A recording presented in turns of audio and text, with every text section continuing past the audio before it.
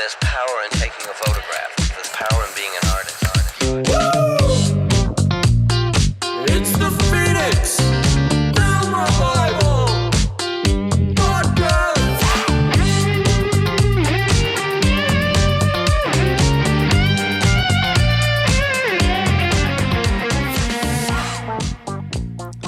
Welcome to another episode of the Phoenix Film Revival Podcast. I'm your host, Daniel Yannicone, and I have my lovely co-host, Stacy. Hello, hello. And we also have our friend, Tonissa. Yay!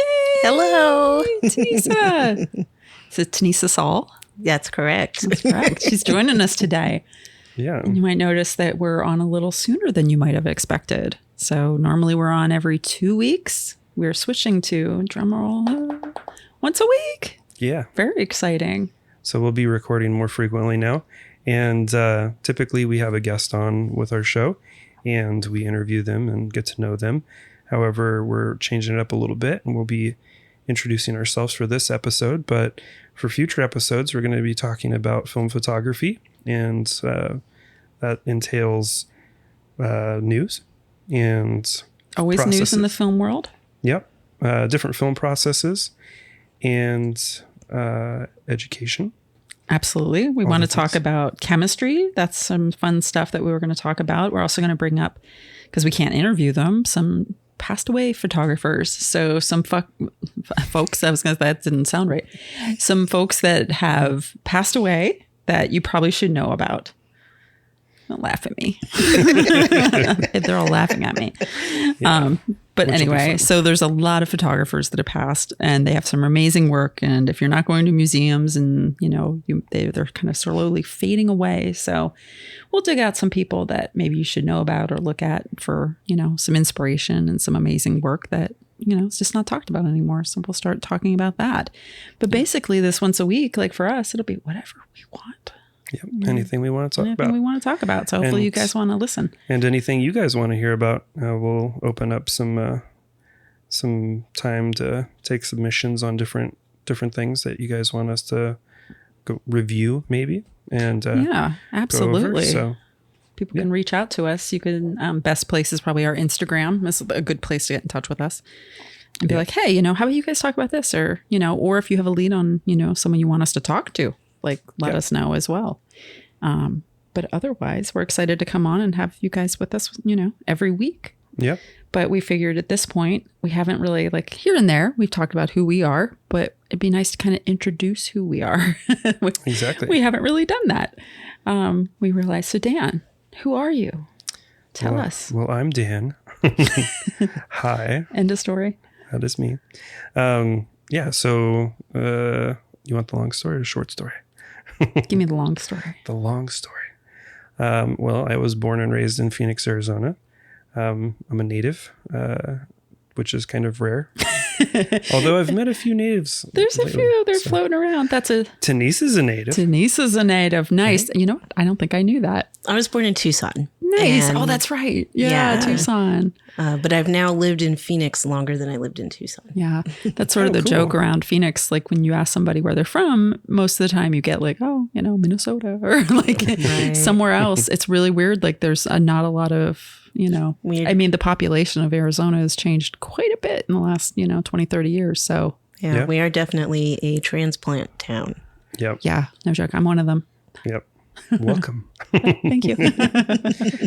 Yeah. Born and raised. I've been shooting photography since I want to say like middle school, like 8th grade. I remember shooting disposable cameras and then doing these little scenes that were like, I don't know, I would take 4 pictures and they were supposed to like tell a story of like some almost like stop animation, but it would be like 4 frames and it's supposed to mean something. But anyway, so I started in middle school and then started doing different things in high school and doing different media communications type stuff. So visual arts, I guess.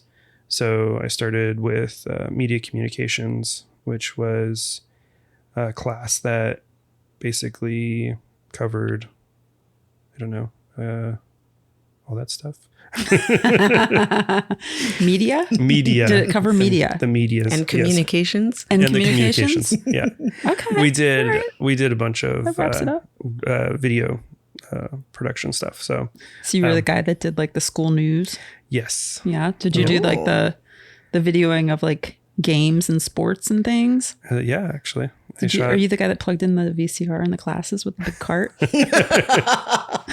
Wasn't that cool? No, that was. You were the AV guy, weren't you? That was before us. A little bit, yeah. Nice.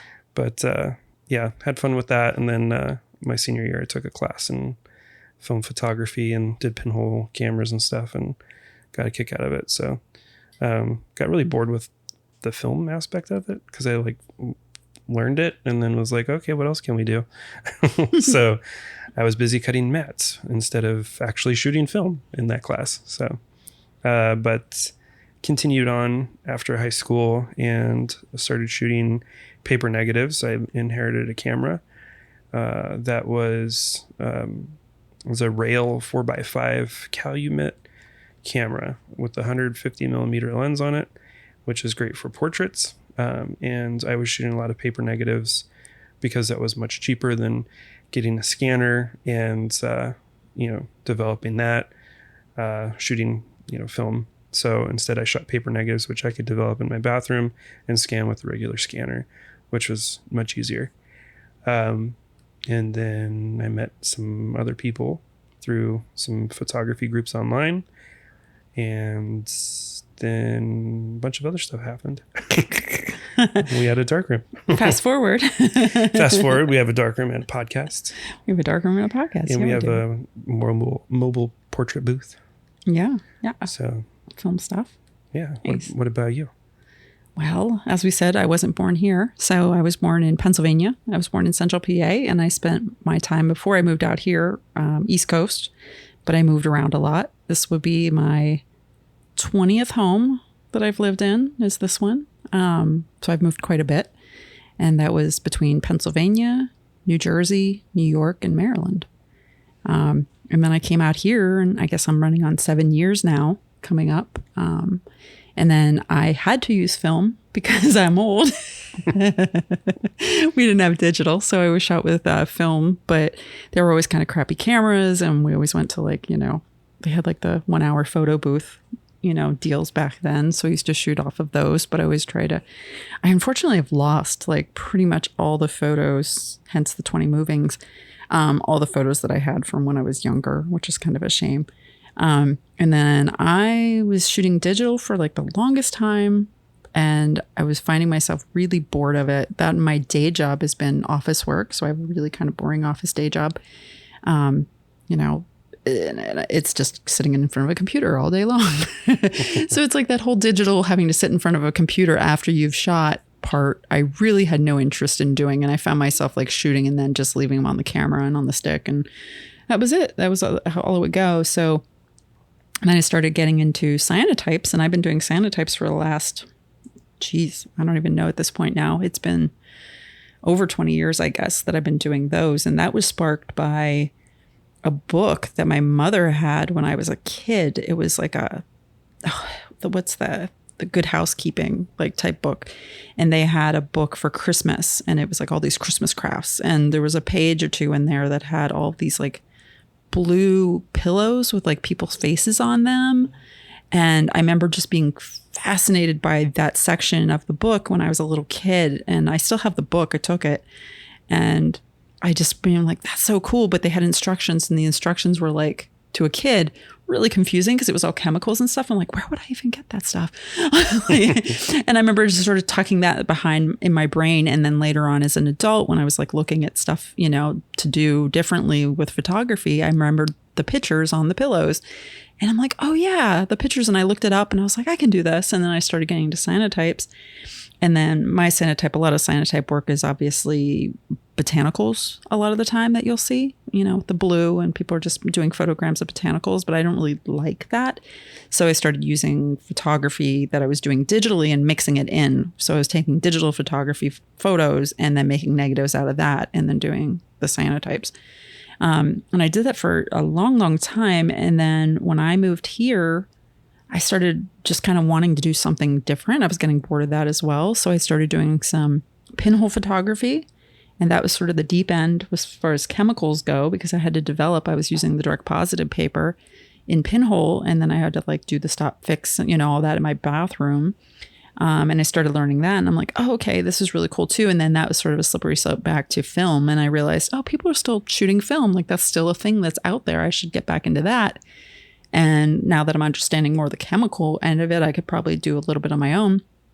So I remember getting a camera, started taking photos, and then I was introduced via the photo cruise. So the Phoenix Photo Cruise, who is a group here in Phoenix. That if you like riding bikes and shooting photography, it's a really great group. You can find them on Instagram. It's not like Lance Armstrong style riding though. It's Very like casual. very, Yes. very, very casual. So if you're like, super into the bike part, it might not be the group for you. But if you like just sort of randomly driving around and taking photos with a kind of fun laid back group and like, just sort of cruising around. Cruising is the good word on that group. Just sort of cruising around. But I had a mutual friend of Dan's through that group, Roger. And Roger knew I was shooting film, and I just started kind of doing a lot more of my developing and really kind of getting into it. And that's sort of all I was shooting at this point, giving up digital altogether. And he said, oh, do you know Dan over at Phoenix Film Revival? And I'm like, no, what is that? And he said, oh, it's a dark room and they do film photography and all that. And then I had realized that I probably had to fill in the blanks a little bit with some of the stuff that I was learning for developing on my own. And I was like, YouTube can only go too far, and YouTube's kind of, you get a lot of answers to one question and they're all different. So I set up a class with Phoenix Film Revival, and it was not shooting on film. It was the developing class. It was a developing Black and white film black development. and white film development. So I took a black and white film development. I think I was the only person that signed up for that class, that specific class. Yep. And then I met Dan.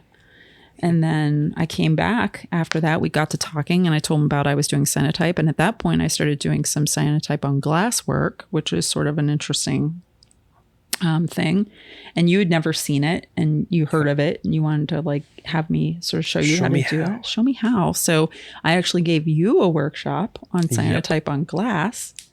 And then next thing you know, I'm in the lab like all the time, kind of constantly. Couldn't get rid of her. Couldn't get rid of me. No. She kept bringing me food. I was like, all right, cool. That probably had a lot to do with it. Yeah.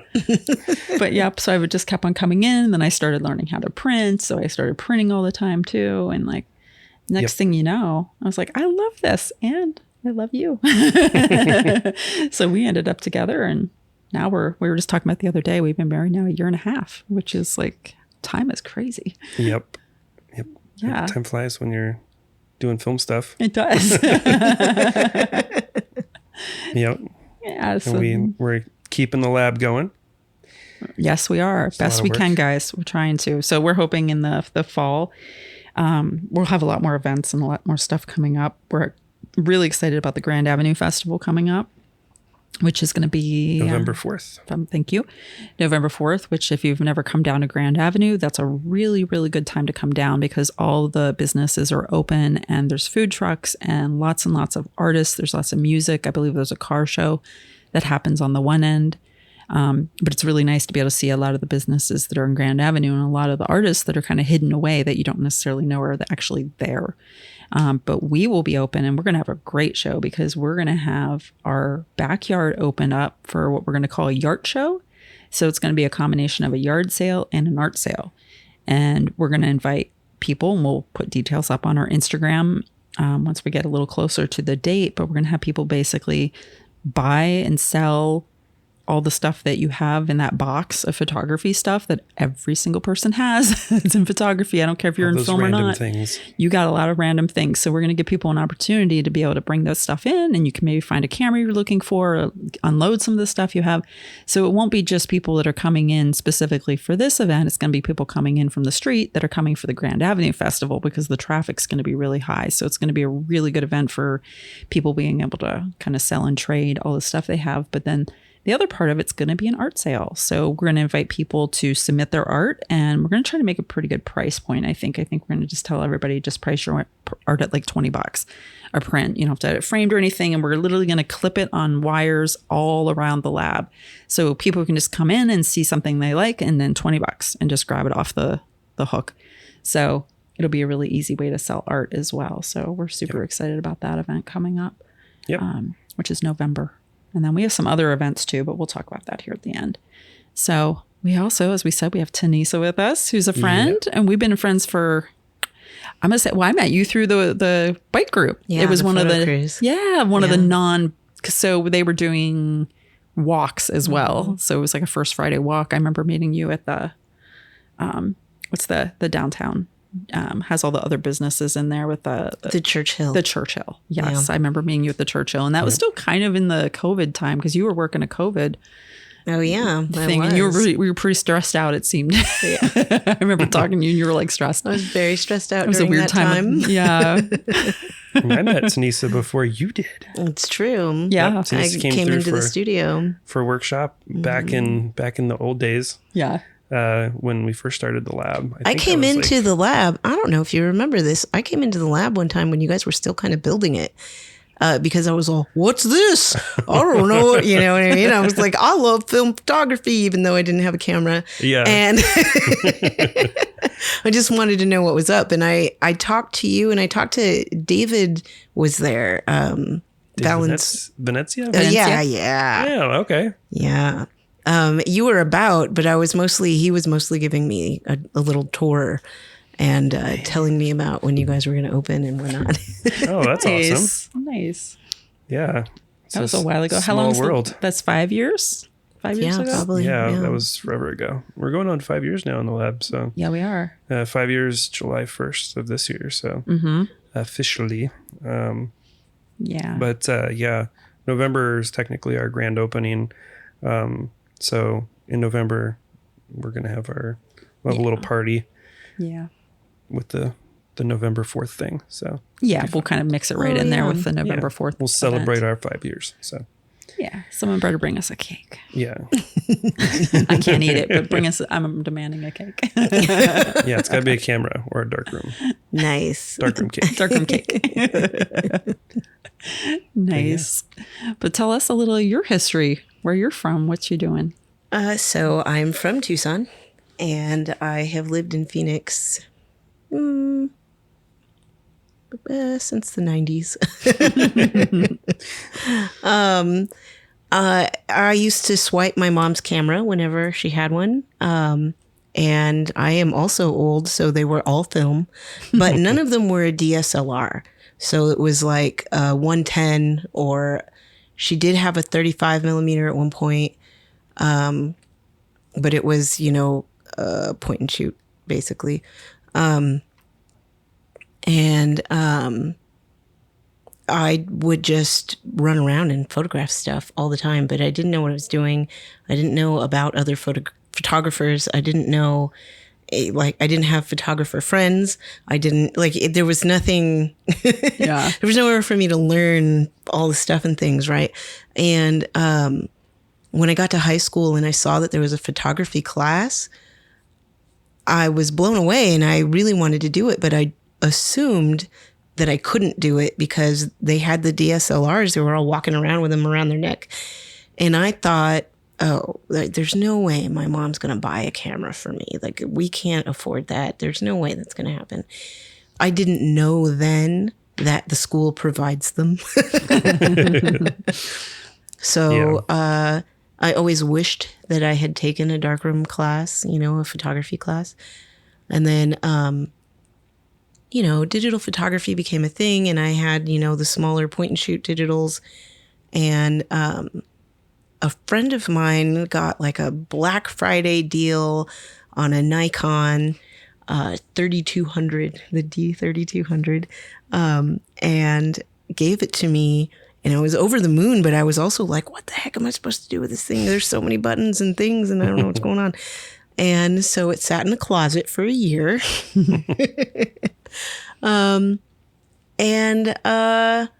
Then I took one semester at the community college here and learned how to use my camera, and basically just that one semester taught me just enough to get in trouble. And I was off and running at that point. And it just, and I started off shooting like weird cracks in the sidewalk or like, garbage in the desert or, like windows, just anything that I could see that I thought was interesting, I was shooting. And so I don't really know that I have a favorite subject or a favorite style or any of that until I discovered being able to move my camera around with the shutter open. And that's kind of one of my favorite things to do is just open up the shutter and just swipe the camera around. I call it a camera swipe. And I know that I'm not the only person that does that. I know that I didn't invent that, but I really like doing it. Yeah, absolutely. So yeah, now I still shoot digital, and I have 2 little film cameras. I have the Brownie that Stacy, gave me, and I have the Diana F Plus, because I learned recently about lomography, and the Diana is a lomography camera that I can do those kinds of photo swipes with. Because it doesn't have a stop the way that other film cameras do, right? So you can just sort of open the shutter and do whatever the heck you want. And you got that bulb mode on the yeah, shutter. exactly. Constant bulb mode. So the first time I live in too small of a place to have a dark room in my house. I didn't even have a bathtub or a dark bathroom, really. I had a big window. So I was still sending my stuff out to have it developed. And the first time that happened, Tempe Camera calls and they're like, I believe that all of your photos might be messed up. Because I asked to have them both printed and scanned. And I was like, oh, maybe they are messed up. I don't know. So I was like, okay, thank you for calling and let me know. How about we just get them scanned and not print them? And then I can decide later if I want to print them. Right. So they scan them and send them to me. And they were amazing. I loved them. They were like the messed up that like Tempe Comics thought they were really messed up, but that was exactly what I was trying to do. So yeah, so I really like that. I know. So yeah, I just want to do more of that and try to figure that out, and maybe now I have a bathtub in my home. I can maybe get some bins and try to develop some photos at home. There you go. You know people. Yeah. I do know some people that can help me out with that. We have a connection. Yes. We coincidentally have a darkroom you can use. Yeah, that's true. Just handy. Yeah, we always say it would be nice to have one in our home. We would do a lot more work. That's the limiting thing. So it's like we don't get to shoot nearly as much as we want to personally. We're just very busy people, just kind of running the lab and doing our day jobs and kind of all the stuff that we do. But at some point, we'll get to shoot a little bit more. One day we will. We try to fit it in as much as we can. This week I'm off for, this is Labor Day week right now that we're recording this, and I'm off all week, and I got fresh film in the fridge. I got 20 rolls delivered yesterday, and I'm like, I'm going to shoot. I'm finally going to shoot. As a gift to Stacy for doing the booth so well. I know. We don't normally get paid. Like all of the money that we have with the lab is really just a big circle. Yep. It's just, we keep the lab open. We keep it moving along. If anyone feels to, help us with that, patron, thank you very much. Even this costs us a bit of money. Every time we have a guest, we have to mail out the recorder and the headphones and adapters and all of that stuff and do the postage for that. Typically we'll throw in a t-shirt as well. Yeah, we throw in a t-shirt for them, and then stuff. They have to send it back to us, and we pre-package, we make sure we're paying for that. But not the t-shirt, just the recording stuff. Yeah. Well, technically we pay for that. We don't make cover that. Like, you can only wear the t-shirt while you're recording with us, but then we recycle that. You gotta send that back. So everyone we record with, you're all a medium. Y'all get one size shirt. Yeah. We're not promising any laundering in between. You just get what you get. Y'all get the misprints. Get the messed up ones. But so that costs us a bit of money. And then obviously the rent at the lab, and how rent be. And Everything adds up. everything adds up really quick in photography, especially if you're in film photography. You recognize the price of everything is sort of insane a little bit, chemicals Yeah. included. But yeah, we just had a very successful photo booth. That was amazing. Yeah, we had a at, really good time for that. Terra Trader is a local shop in Mesa that Chandler, I think technically, Is but they're it like, Chandler? I think they're Mesa border, but I think Chandler address. I guess technically Chandler. I think. But I still call it Mesa. I know. Yeah. But, I think they're right there. Awesome place. Terra Trader's great. They had a gathering of the ghouls. Gathering of the Ghouls was amazing. So if you're into horror stuff, that was like 100% one of those things that you had to go to. And it was a whole, they had photo ops for people with stuff set up, and they had horror guests from movies and vendors that were making just anything kind of gothy you can imagine, and some just weird Yeah. stuff. I bought tea that was based on Tea. horror movies. Nice. Yeah, you can get everything kind of based off that. Yeah. But the folks that own that place and run the convention, the husband and wife, I believe, and the grandmother Grammy. Yep. Shout out to Grammy. They put on their Yeah. Instagram. I don't have. They put on. She broke some bones and had to have some surgery, and they said she got it from getting in the pit. Which is great. But they ran a really amazing convention and really, really well organized. So shout out to those guys. Yeah, absolutely. But we did incredibly well. We were nonstop for both We shot of the days. so many portraits that we ended up having to shout out to Tonissa and say, Tonissa, can you please run home and grab us some paper? I was looking at the stack slowly disappearing, and luckily Tonissa I know, was we able were to swing like- by and grab some paper for I us. think we're only like halfway through the day, and we noticed how busy we were. And then we like looking at it, we're like, oh no, we're not going to have enough. We were so successful that we almost ran out of paper. We almost did run out of paper, but then thank goodness for Tonissa, which is nice. You're now our neighbor. So am. we could literally like throw a rock over there to Tonissa's house. So Tonissa saved our asses, which was even more nice because she was already there. She Yep. came before just to go to the convention, and then she went home, and then she came back. You guys You are didn't making wash- me blush over here. No, we saved our asses. We're like, you didn't wash your hands yet, did you? You still have the stamp on the back of your hand, right? Right? I still had the little Pay your admission to get back bracelet in. thing that Yeah, they it's like- had. Yeah. We would have met you in Yeah. the parking lot. Yeah. But yeah, we saw the paper pile and we're like, oh no. But that was so nice to have so many people come out. So we really appreciate that. We shot, I think, 120. Between the 2 days, we shot 120 Yeah. portraits. So when we do that, we're doing the direct positive paper. So if you've never used this direct positive paper before, it can be a little tricky, but we've sort of narrowed in how to use it. But I think we got ourselves down to about 5 minutes a shot. And the paper is a fiber-based paper. So we're running it through the chems. We're getting the shot done. And we've managed to get a pretty good workflow to get it going that fast. And anyone that hears like fiber paper and here's 5 minutes is probably like, what the hell? Yeah. But we're making it work. We're getting it done. But yeah, it's We taken a do- while to get the booth that way. We do a perma wash at the end, which helps Yeah, significantly. and we double up on all of our chems as well. So everything's going through a little bit more concentrated than it should. So you're about 30 seconds develop. Well, about a minute develop, actually. It's about a minute develop, 30 seconds on stop, and then a minute on the fixer. But the fixer and the developer are super strength. And then we put it through a very thick perma wash. Like the perma wash is crazy. When we poured it out at the end of the event, it was purple. So Yeah. it's doing its definitely job, pulling all it's that fixer definitely off. doing its job, pulling the fixer out, and then a really nice clean wash. And then we do we press it down using the ShamWows and getting it nice and as dry as we can. And then we put it in an envelope that actually kind of holds it down to keep it. Because if you work with fiber paper, you know it really wants to curl, so that's like a problem. But we have these folders that we put them in, and if they leave them in to dry in the folder, it actually dries pretty darn flat.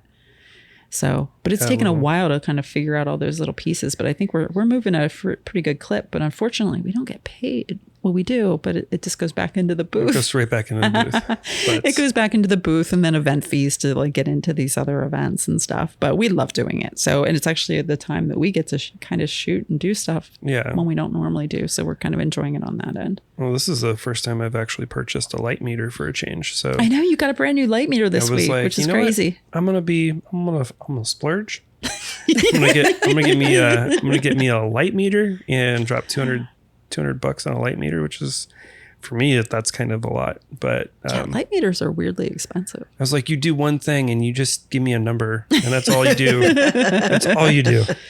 But yeah, that'll be really nice for future portraits. I should borrow that from you when I'm taking photos this week. I go with the guess approach. That's fine. I'm gonna wrap it in bubble wrap. I also though. go with the guess approach. Yeah, I'm like Sunny 16 all the way. I use my phone every once in a while, but in general, I've gotten pretty good at reading light, especially here in Arizona. It's like always blazing sunlight all the time, no shade. Like it's almost completely predictable here. It'd be a little different if we live somewhere that I guess the weather would be different. Yeah. You know, but here it's like always just insanely bright. Yeah. So you can kind of work that out. It'll come in handy for. But yeah, a meter would be portraits. super nice. Although the phone meter seems to be pretty darn accurate. Yeah. Like for the most part. And if it's something important, I'll track it, you know, just to make sure I got it. But yeah, it'd be good. But yeah, we got to get out there shooting more for sure. Yeah. But it's nice to see everybody else that comes through the lab and shoots themselves, and then also to be able to introduce people to film photography, or at least a version of it, you know, with the darkroom. So many of these kids like have no idea like what a darkroom is. You say darkroom, and I suspect a lot of them have no clue that you're talking about photography in any way. Yeah. I know a lot of the kids that came by the booth were like, what? Like you're confusing them. And you're like, yeah, there's no camera here. This is like, there's no digital here. When we did Melrose Market, we had some young kid come by with this little phone. Oh my God, that kid was so funny. Took a picture and he was like, yeah, see, it's right there. Boom, done. It's like, why would I want to do all this extra stuff? I was like, Oh, he was like straight up kind of fighting us, this little kid. He was like, Yeah. he gave us a lot of attitude. He was like 12 or something. And he was like, no parents in sight. And he just came up and he was just like asking us all these questions about what we were doing and why we were taking so much time to do it and all this work. And like, wow, we couldn't just take a photo off a cell phone. Like, I don't even think he knew what digital photos were, like off of, you know, a digital camera. Yeah. He was like straight up phone was like the only thing he Yeah. ever knew, but they're 12. Yeah. yeah. Well, it's hard because the same thing that you said earlier about how you like to shoot and then you got bored. And so then you moved on to a different medium. Yeah. I feel that way with a lot of things. I like the tactile feeling of working with my hands, creating something with my hands. Printmaking is like that. A lot of people will say, why do you go to all of that trouble to do printmaking when you can just like paint a picture? And instead you're, you know, etching or, you know, painting on a substrate and then rolling the paper through and then doing all this stuff. And the process is something about process in general is soothing for me. And just being able to just touch everything and mess with it. I do digital art when I'm making flyers and logos and stuff, but for the most part, when I'm at home, I have a pen or a pencil in my hand or random watercolor. And I've got my hands all in it because that is, for me, that's my happy place, being able to actually like touch and feel the art that I'm making. And somehow even though I mostly shoot digital, there is that instant gratification, but it is also less satisfying because you didn't feel like you got to actually like get in and be part of the process. Yeah. Yeah. That's a big part that pulls us into photography. Because it's like, there's so many routes you can go. It's not straight up just on film. It's like all these other little weird processes and things you can do along the way. But they're all like completely hands-on. Every part of it is hands-on. Yeah. So you get a very different kind of feel to it. And we know a lot of people like that. Like that's why they do it, because like they feel it. Like they're feeling like they're a part of the process. I feel so disengaged with the digital at this point. Like even my phone, I love having a camera with me at all times. I mean, how amazing is that? Right. But like it just feels so disconnected. Yeah. It's enjoyable. I mean, there's so many different processes out there with film photography. And then you have alternative process on top of that. I mean, it's easy to just get lost in that and find something and then, you know, do it.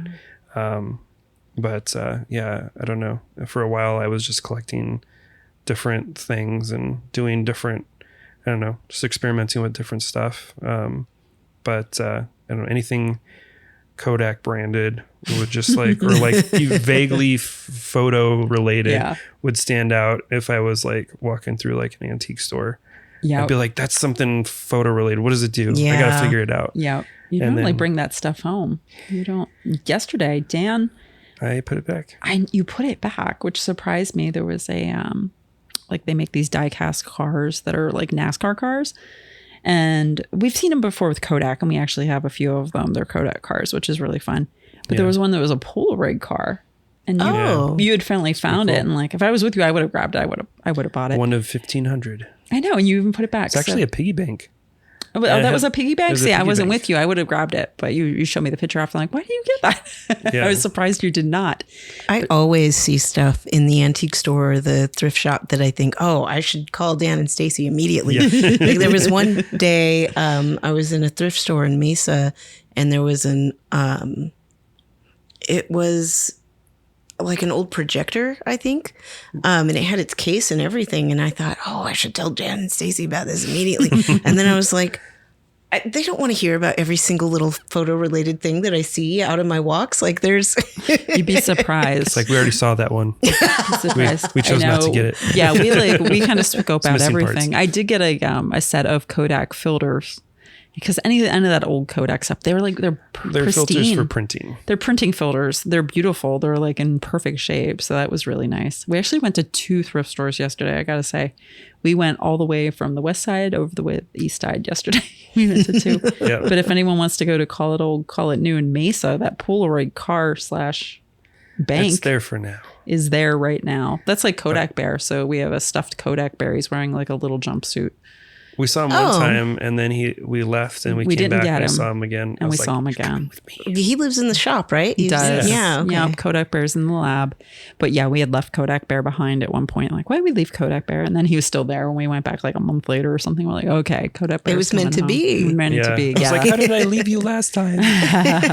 So the Yeah. lab is full of a lot of outdated Kodak product. Well, we actually saw projection 35 millimeter for a movie called what was it? Something. It was something really It's like a simple. Western movie, or no, something timber.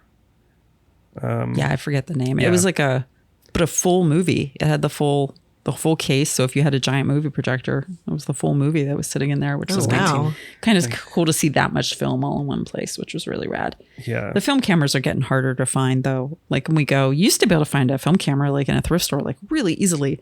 And that has gone away. Like they just kind of pop up. And it's funny, the ones that do pop up, people just automatically think, oh, film cameras are really popular now. I can charge whatever. We saw a camera yesterday that was like a garbage looking camera. And they had like a $200 price tag on it. And we're like, where in the world did you get that number from? Yeah. Like that was like, this isn't worth $5. But people who don't know, don't know, right? Yep. So Yep. they're going to pick that up and think, oh, I can Yeah. start shooting with it. And, you know, I had a friend give me a film camera and it is broken. And he didn't realize it was broken, but I've taken it to 3 shops and all of them are like, no, the camera is so old and this part is so random that none of them have it, right? So nobody could fix it. So I just have this camera hanging around my house. But when my friend gave it to me, he was like, I don't know, I have this camera and it has all these lenses and it has all this stuff to go with it, you know, little accessories. And I just wanted to give it to somebody who appreciates cameras and who might actually use it, and was so like determined that the camera needed to end up in a place where it was going to be used. And I actually feel a little bit bad about it because I'm like, you actually had like a dead camera. I can't actually use it, but you appreciate it. I do You get appreciate those it. shelf queens, you know? Yeah, it is on a shelf. Yeah. getting used. There were something, you know, to Yeah. visually just to see them and be like, we have a Yeah. bunch of that. We have a ton of cameras at the lab, but like there's a nice percentage of them that actually are not functioning. Yeah. But they're still cool to look at and sometimes just to kind of pick up, and especially if you like, I always tell people they come in, if you're looking to buy like an old used camera and you see one on our shelf, like pick it up, feel it. Like that might be the camera for you. Even this one doesn't work, you know, maybe like, oh, you know, I'd like to find a working one. So, Yeah. but yeah, camera prices are kind of crazy. I don't know if I think that trend's reversing a little bit. It's coming back down. Yeah, I think we're coming back down, and like you're starting to. The cost of film, I think, has just pushed things to an extreme, and people are kind of focused on the AI right now, and experimenting with that, and throwing filters on stuff again. Yeah, and the trendiness of the digital cameras, the old crappy digital cameras, has become a thing now. So I think those cameras have gone up in price quite a bit. So I think we're getting the reverse on our end. Well, just like the nostalgia of film photography for people, there's also the nostalgia of these old digital photos that people have, or people remember. Like MySpace. Cool pics. Yeah. Yeah. Like you got to think like the kids now, like 20 years ago, that's what was coming out. Those like 3-4 megapixel like stuff. So to them, that is very nostalgic. To us, like, film is like way past them at this point. Yeah. So that's interesting to see that become a trend. But I don't know, film photography, I think recently they mentioned they came out with their, was it third quarter or second quarter? Money thing, whatever that is. Their results, their stock results. Their stock results. And they said basically that they're going to continue manufacturing film for the next 4 or 5 years. I think they said 27. Until they guaranteed it till 27, which is a little weird way to put it. But they said they'd continue to do it as long as there's demand. So yeah, there's definitely a demand, because I demand it. But I demand that you do it. Yep. Yeah. We should take a trip to the Kodak factory. We're good. Yeah. We should go out there. I think we're planning on going Rochester. That's in Rochester. It is in Rochester, which is a little bit of a haul, but we could do it. We could actually go out because we're planning on going back to PA in the end of next summer to stay for a week. And we could take a little trippy trip up to Rochester, which is just like, it's a pretty good trip because of the northern part of, and if you've ever looked at New York's a pretty big state, actually. So it'd be a bit of a haul. There's not much else in Rochester, really. But I went to Rochester once for a hardcore music fest. Nice, nice. And we made a detour and went to Niagara Falls, and then drove back home. We drove across the country. Nice. Niagara Falls is a nice little trip if you're on the Canadian side. It's like, unfortunately, the other side is not so hot. And you can't just get over with a regular license anymore. I think you have to have a passport. I don't know if you can get over with like even one of the enhanced IDs. I don't think. I have no idea. When I was there, it was 1997 or something. Yeah, it's been a while. I think it was 2004 or something like that. I went up to Toronto, but we took a stop on the way. But I think it was just like a regular ID. But now I think you get stopped. But yeah, Niagara Falls is a cool place to go. It's fun. It's very kitschy for sure, but it's pretty. It's also just cool to see it. You hear about Niagara Falls your whole life, and then you get to see it in person. That's what my favorite thing about traveling is just being able to see it in person. And it's funny because you guys are talking about the nostalgia of photography, and younger people don't want to take different photos, or different mediums, don't want to use different mediums, right? But for me,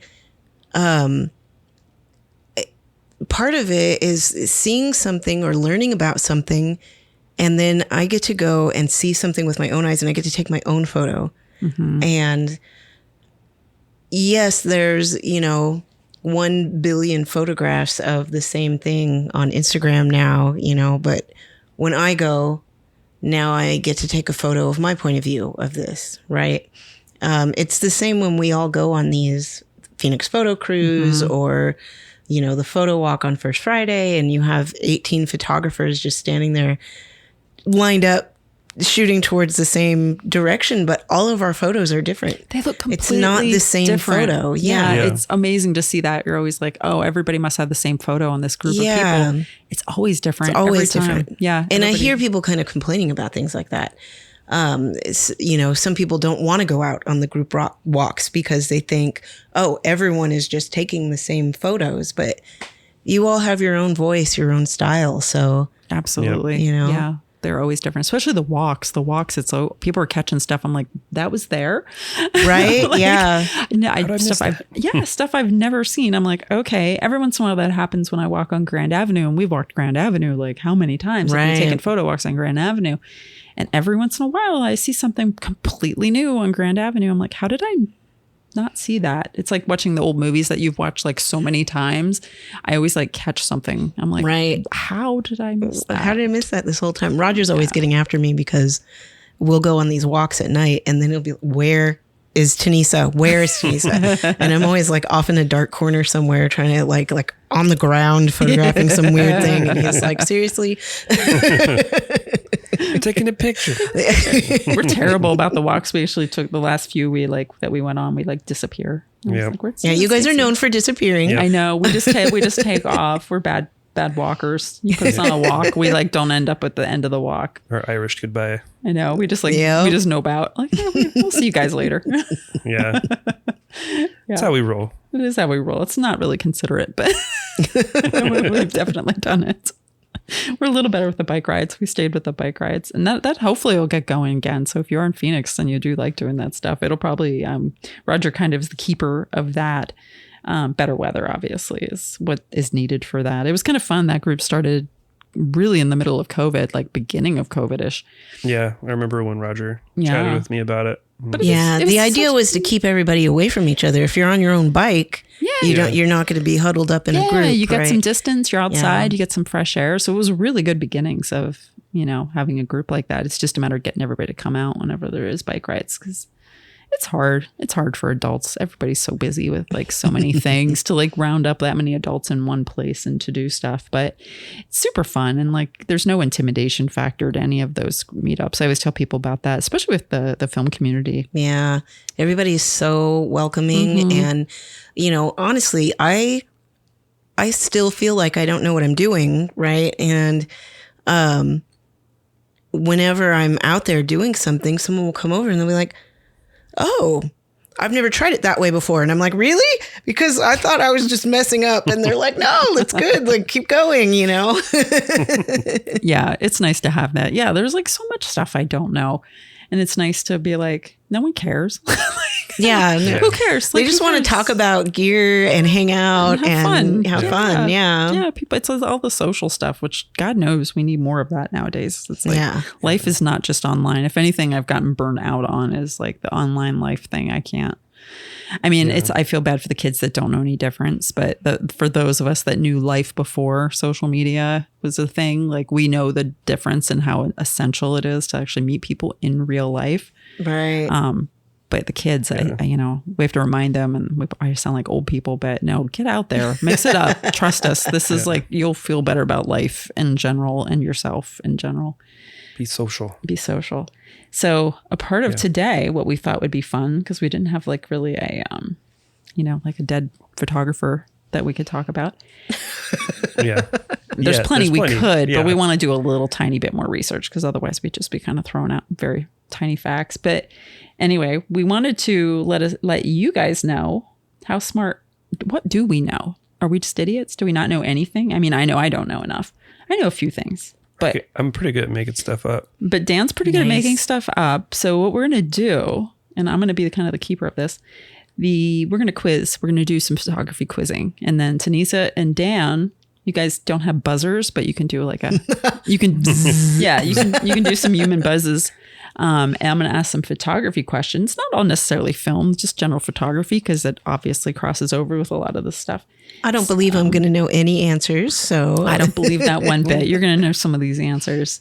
But we thought it would be fun to do some trivia. That'd be a good way. Yeah, we might learn some stuff along the way. So maybe some stuff you guys don't know, and I know stuff I don't know. But let's see how much Dan really knows, because he's usually pretty good. Dan's usually like one of those guys where you're like, oh, who knows that? And Dan actually does know that. He always knows the answers to my questions. He knows, he knows a lot of answers. Let's play. Why Is it true, or did Dan make it up? Did Dan make it up? So what we can do too is if you guys find that Dan is giving some bullshit answers, you can write us and tell us that Dan made it up, because we might not know either way. Correct me if I'm wrong, but I'm not. But anyway, I think we'll be able to do this. So we're going to go through some questions, and I think this will be pretty fun. You guys stoked? You ready? Let's do it. There's no prize, so you don't get to win anything. You just get like bragging rights that you knew the answer. Nice. And so we can't This afford. is how I'm going to get famous. We can't afford any kind of gifts, or you just get to. Good job. You get a little thumbs up. Thumbs up. Yeah. So this is the first question is my favorite question because we actually ask this a lot. What does JPEG stand for? And we always have a little joke around the house about this. So Do I look like I know what a JPEG is? Yeah. So Dan sings that every once in a while. And I always tell him, yes, you absolutely look like you know what JPEG stands for. So does he actually know? Because we make this joke all the time, but I don't think he's actually given the answer. So maybe he doesn't know what this is. We're going to buzz in either of you. Does he actually know? We're calling it out. Oh, no. I don't deal with digital stuff. So I know the E means exchange. No. Enterprise. Enterprise. Elephant. What? Now he's dictionarying. He's going through the dictionary. No. And I'm going to firmly stand and say, I don't know what this stands for. Otherwise, I would have been giving this answer whenever we talk about it. I know it, but I don't know it. Sometimes. Like, Okay. I've read it, I've been told it, I've looked it up, and I couldn't tell you right now. I never in a million years would know the answer to this. It's something. All right. It's something. Okay, I'm going to give it. Yeah. So joint, photographic, experts, group. Oh, yeah, that's right. What in the world? But that's JPEG. But there's also a G or a JPG format. So those like not the experts. Just Maybe. curious. 'cause Maybe that's- not. There's JPEG, JPEG that you can save your file as. Okay. But then you can also save it as a JPG file. Interesting. So that'd be joint, photographic, Group. just group. Yeah. No They're not the experts. expert. Maybe that's it. They're not the experts. Is it a better file, the JPEG, than the? I don't know. That one? I'm pretty sure it's just a format thing. They're like, let's just, I you think know, it's the same thing because whenever I go into Photoshop and I edit something and I save it as a JPEG, the file name is a .jpg. yeah, there's, I think it's because the file names just need 3 letters. I think, well, you can also save it as a JPEG. I'm curious what the difference is there, but I'm sure it's just a formatting thing. One's maybe more, one's updated versus the other or something. Probably because when you're in Photoshop, there's also a choice for JPEG 2000, and that saves as a JPF for some reason. I don't know That's strange. why. Yeah, We learn every. Oh, he's going into. he's the phone. going into He's the gotta look. Oracle. Let's consult. Every question he doesn't know, he's going to get really upset that he doesn't know it. Yes. We're gonna have him up at night. This is So amazing. JPG and JPEG are two equivalent file extensions that both refer to the same digital image format. So there are actually no differences between JPG and JPEG formats. The only difference is the number of characters used. See, that's what I said. 3 According to- characters for the file extension. Well, then why That's according Woot! to Indeed. Do I get a point for that? Because I knew that. that, you know what? I feel like that counts as a point because you couldn't even get one of the words out of there. So that's pretty good. I said elephant, and they You could have said been. elephant. There's no elephant. Instead, they're in there. experts. So No elephant. He really doesn't. It's film. He doesn't do the JPEGs. so So why do they have 2 if they're both exactly the same? I think because JPEG is older and JPG is newer or something because seriously, it says JPEG in the drop down when you're about to save, but then the file extension is .jpg. So it's just that it just needs 3 letters for the. So yeah, apparently it's the same.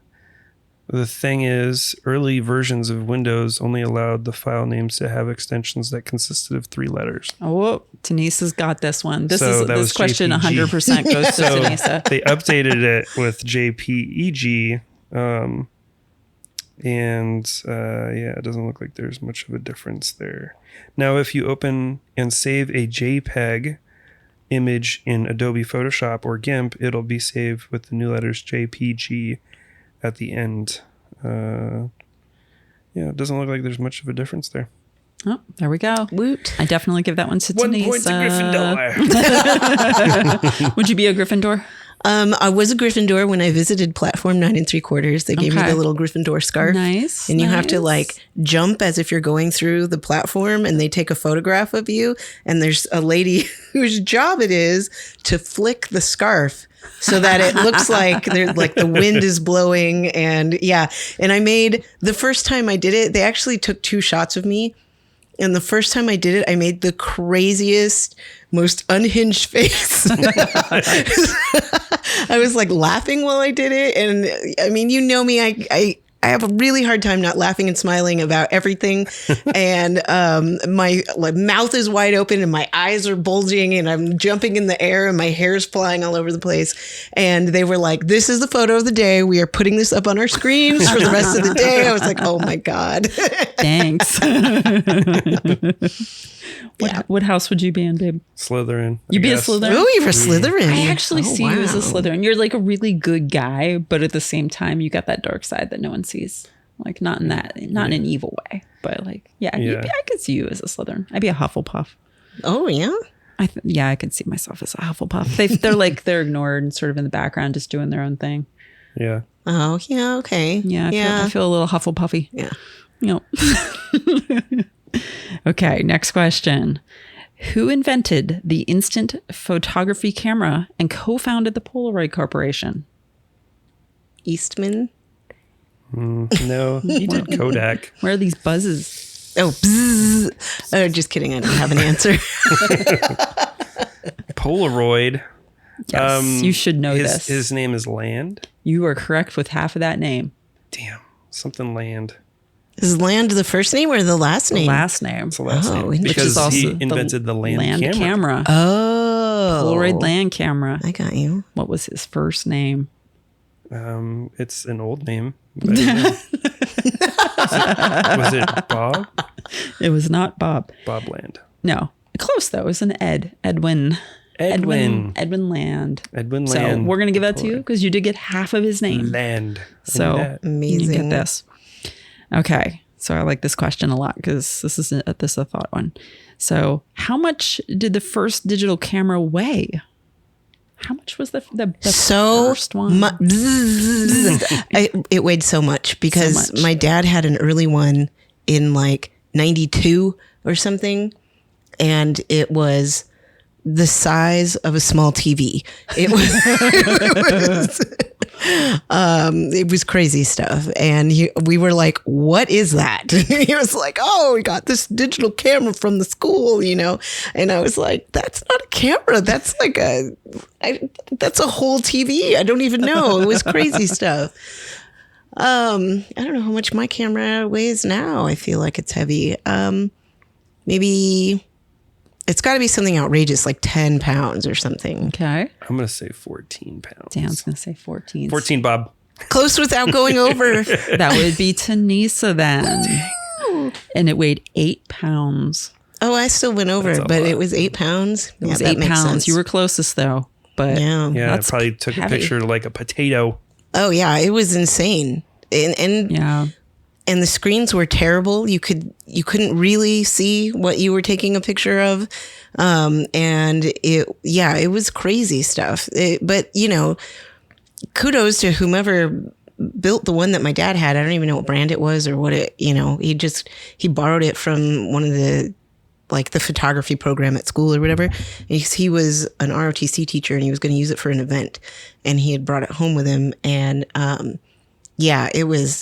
that thing was a monster. But kind of an amazing thing. weight. Can you imagine like seeing like your film for years and then all of a sudden Yeah. You can I mean, we were all instantly take a blown away photo. by it. Yeah. Yeah. It was, you know, it was just the family was there and he was showing it to us and we were like, wait, you can see the picture right away? What? It was, yeah. we're in the future. Yeah. We were like, this is like the Jetsons. We're always equating everything. I cannot tell you how many times when I got a smartwatch, how many times my dad and I would call into our watches, calling Dick Tracy, like every time. So every time some digital thing happens, we're equating it to some weird like cartoon from back in the day that was, quote unquote, futuristic. And Yeah. I always think that about my phone with Star Trek. Yes, I'm like, absolutely. Oh my God, we have a communicator. Like, how amazing. Especially when they used to flip. Yeah. I'm sorry, I hit the microphone there. Like when they used to flip, it was totally like their little communicators. Yeah. Absolutely. And then the phones do like so much more now. Like when they first came out, it was really just phone calls. And I mean, especially this, my first phone, it was literally, that's all it did. It was phone calls. There was no other extra things you could do with the thing. And as they started growing, I'm like, oh, this is even better than the communicator. Yeah. How great is this? It's wild. Technology. Now people don't even use it to talk. That's true. I have some friends who are like true. offended if somebody calls their phone. Yeah. They're like, you need to text. And I'm like, I can't even imagine being like that because I have at least 4 or 5 people who always call me still, right? Yeah. So yeah. Yeah, some people are anti. Yeah, my aunt and uncle are like that. They have the funniest with theirs. They like the phone company forced them to get the newer phones because their phones were so old that they sent them like these other phones and said, you have to get on these newer phones. Like we won't support your old ones. And they're still like real old phones, the phones that they sent them for free. I like your uncle's way of texting. Oh my God. So he writes it out. Yes. And then he takes a picture of it and he sends the picture. Oh my gosh, that's amazing. So he calls it Amish texting. Nice. Because he has no interest whatsoever in texting. So granted, the phones that they have now, you So still he have like to, writes it on a piece of paper? Yes, he does. Oh my gosh. Takes a photo. I love that though, because now you still have his handwriting. Yes. Which is hilarious. They've gotten somewhat better, but they still have to type in the letter 3 times to get each letter. Like So they're still doing T9? They're still doing it that way. wow. Yeah. So the phones that they got upgraded from the phone company were still like the lowest level you can go. That's amazing. But the phone company literally was like, nope, you have to do this. But yeah, getting a text message from Uncle Jim's really funny because it's like Uncle Jim's sending a picture of Of a what he's note. writing, which is so hilarious. I feel like I want to said start it's- doing that. He said it's faster. He's not wrong. No, he's not. It is faster. Like you write out a note really quick versus typing it out like on a phone. Like it's quicker what he's doing. Yeah. So which is hilarious. For him. For him. Maybe not everybody, but yeah, every once in a while I still get. I'm a fast writer as well, so it would be faster for me. And also when I'm texting, I'm really worried about misspellings or like, and I'm actually that texter that uses proper grammar the whole time and spells out every word. Which is kind of nice. I don't understand a lot of them. Like I can do like, K, thanks. Like I can Right. do that stuff. But some people like have acronyms where I'm like, what are you in the saying? heck? I have no idea. Yeah. Yeah. I even write out okay, like OKAY. Yeah, don't feel bad. I even make it capital. I'm Yep. like, okay, proper. Yeah, I have a hard time switching over to like completely dumbed down language for text. But if you're younger and you understand what's being written to you, but even like if I go into internet forums sometimes and I read some stuff, I'm like, Yeah, I have to kind of suss out what it means. Yeah. Yeah. I'm like, what? Yep. Showing our age here. We're just a bunch of old people talking. So old. I always wait for somebody else to ask the question and then I read the answer. Also, I'm not on social media enough to see it the first time. So by the time I'm on there and somebody has written some acronym, somebody else has already asked, what does that mean? And then somebody else answered him and I'm like, oh, okay, I didn't have to be lost for very long. Yeah. It's like, thank you for answering on behalf of the rest of us. Okay. So next question. Born author Fellig. I always say his last name wrong. Fellig. I'll spell it. Author Fellig. What was the pseudonym of this photographer made famous for following emergency services in New York City and documenting realistic images of urban life, crime, and death? God, you guys both buzzed at the same time. I was waiting because I wanted you to read the whole I know, same. Yeah. All right, so you guys are gonna have to do rock, paper, scissors to who gets to answer it. Oh, he got rock. I got scissors. All right, Dan wins. So what's the answer here? Who is Ouija? Yeah. That is correct, sir. Correct, sir. So Ouija. coincidentally, Ouija, He shoots with the same camera we use for our photo booth. he does a lot of stuff with Ouija. Ouija's kind of amazing. So he's going to be one of our dead photographers that we talk about. We have kind of a little list there of people we've been thinking about, and Ouija's 100% on there. And he's coincidentally going to be on for our Halloween podcast. Because what we're going to do is we're going to contact Ouija through a Ouija board. Oh, And we are going to ask Ouija questions on behalf of everyone. you guys are so extra sometimes. I love it. Do a little seance. We're going to have a little seance. Seance. And we are going to ask for people to ask questions prior to that episode. And we are going to ask Ouija questions through the Ouija board. We're going to contact them too. It's going to happen. So keep an eye out for that one. Ouija's amazing. I love his work. If you've never seen Ouija's work, look it up. He's the guy that supposedly coined F8 and Be There, which I don't think he actually shot at F8. So it makes me wonder if he actually said that. But he did have I can see why it would get attributed to him though, because he set his camera in a way that he didn't have to worry about the settings on the camera, but he made sure that all the settings were always the same. And as long as he was 10 feet from his subject, he could get his photo. So when he went and ran onto a subject that he wanted to take the photo of, he just knew 10 feet. That's the only thing he had to worry about. But I don't think he was at F8. All his photos look pretty much in focus there. So I don't think it was F8 he was working on. But There's some photos of him actually, looking through the eyepiece, the rangefinder, for the speed graphic, which makes me question whether, he's actually just knows the distance or if he's focusing as well. So, but although he could be posing for those shots. Yeah, we'll get into a little bit more Ouija when we have the Ouija episode. But yeah, Ouija's super fun. He did, a lot of people thought he was maybe mobbed up a little bit because he would get to crime scenes there was some mob stuff too, crime scenes that he would get to way before the police or fire or anybody else. And a lot of his work was Lower East Side in like the 40s, which is completely different kind of New York back then. And he took some really graphic photos. And he also had a kind of a crazy look about him, which was kind of great. Like he's kind of an amazing looking guy. But he has some really graphic, amazing photos, which are really cool. So I'm looking forward to contacting him and talking to him and asking him some questions. And we will see how that goes. And if you guys have recommendations for dead photographers you would like to have us contact, put that in the comments. Yes, absolutely. Okay, so next question. Which photographer explores contemporary identity using images from pop culture, often placing herself in work using disguises and costumes? I think I'm not 100% sure, but I'm thinking Deanna Arbus. No, it is not. But that's a good guess. I like that guess because I think she did do a little bit of that. Yeah. Disguises. Yes, almost all of them. And if you know her work, it's almost all her. And she looked like different people in the photos. I don't know that one. Yeah, I'm not sure. That one is Cindy Sherman. Oh, really? Yeah, Cindy. Man, I don't remember that at all. I have looked at a bunch of her stuff. Interesting. Yep, that's a really good one. I like that one. So no one got that one. I guess we'll have to do a little piece on her work. We definitely have to do Cindy Sherman. I like highlighting women. Nowadays, even a lot of women are still lacking in photography and film, but back then even more so because women were, not seen as humans. They get sort of shunned from the group, It's like, ugh, why are you trying to do this kind of thing? And you're like, seriously? I thought everybody could just hang out and it's gotten better for women, but it was gatekept for a long time with photography, with a lot of stuff, obviously. But it's nice to have women highlighted and people to be like, hey, we're people too. Right?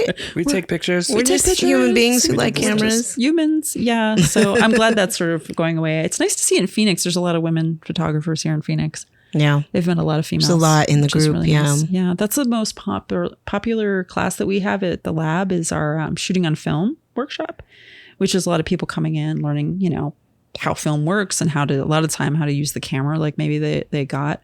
And man, we're like really high female percent on that workshop. I think we're like 90% female.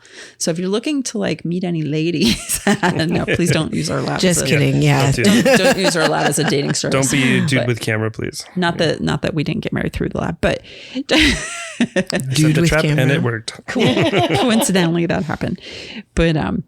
But yeah, like we have a lot of ladies that come in, which is really nice to see. I love seeing that.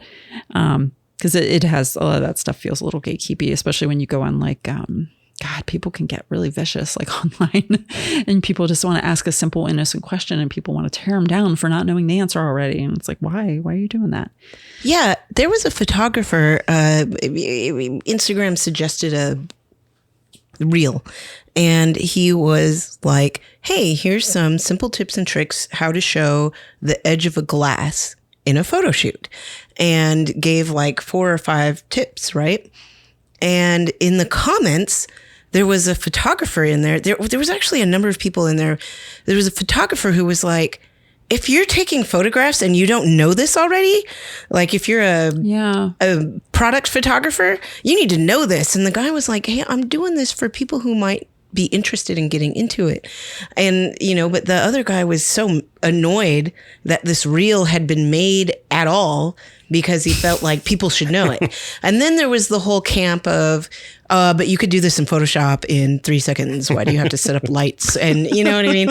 And it was so crazy. And I was like, why are people fighting over a simple photo tips and tricks reel? Yeah. That people get so pressed about the weirdest things. They really do. And whenever somebody asks a question, that's what I like about our walks, or when you guys do a walk and all the film people come and I have my little camera and I'm like, I don't know what I'm doing. And I'll ask a question and there's 5 people who are like, oh, well, you could try it this way or you could try it this way. But if you do it online, everybody jumps on you and acts like you're an idiot and nobody wants to help, Yeah. And so I think that's another pro for getting to know people in real life, because you're more likely to find someone who will help you or be kind about it. Rather than having some weird knee-jerk reaction online to some video and then tearing down the maker of the video. They don't realize that makes the people in the comments, they're like, oh, well, they're mad that this video was even made in the first place. Now I feel bad asking a question of clarification about this video, right? They don't realize the effect they're having on newcomers, you know? Absolutely. And I mean, I was in my 30s when I got my first DSLR and I didn't know jack. And if my teacher or the other people in my class had been rude to me about it when I took that, photography 100 or whatever, I wouldn't be shooting right now. I would have felt dumb and probably dropped the class and put my camera back in the closet, know? So you really do need just people who are willing to answer questions, and also just people who are willing to understand that at any point in your life, this could be the first time you do something. Yeah, exactly. Yep. Everybody's at the first at something. You're not like, it's and everything is a learned skill. Yeah, right. Absolutely. You can have a modicum of talent for sure, but even if you have talent, you might not know what to do with it without learning the skill. So you have to learn the skills, and you have to be able to ask questions in order to do that. Yeah, absolutely. And then online, God forbid they find out you're a female. Oh, yeah.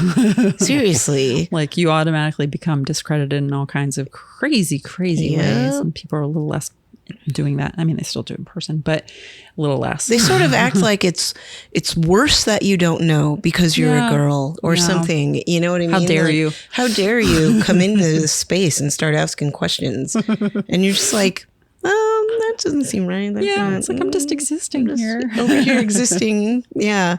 Yeah. It's kind of I weird. feel like I treat everyone the same when it comes to the You do. intro Both class. of you guys are really great about answering questions. And Dan, Stacy, you were not there for this class. It's so crazy. I took the intro to developing black and white film with Dan, and there was one other student, but I kept making him repeat stuff, and I took all these crazy notes, and I was writing every single thing down. I'm glad and you took notes. Nobody ever does that. I took so many notes, but I have to tell you that I lost them all. Oh no. All new notes. Because I had an unfortunate phone accident and I didn't have the cloud, and my phone went flying off the top of my car into the middle of McDowell Road. And honestly, if it had landed on its back, it would have been fine, because it landed in the weirdest way in the lane that all the cars kept going over the middle of the carriage was going over my phone. So nobody actually ran over my phone. But when I got to it, it had landed face down and the screen was completely shattered and there was no way to get into it to get any information. Yeah. Bummer. Yeah. So lost my notes because I took it on the notes app and not in my like, Yeah. I forget what the other one, it has a little elephant icon, but yeah, it was stupid place to take notes. Yep. But it's nice you took And now I notes. have the cloud. Yeah, the cloud is nice. Yeah, I just recently started putting things with the cloud automatically. I was like, I didn't do that for the longest time. I think I started doing that like a year ago. I'm like, why have I not been doing that? It's Right, Kind of dumb.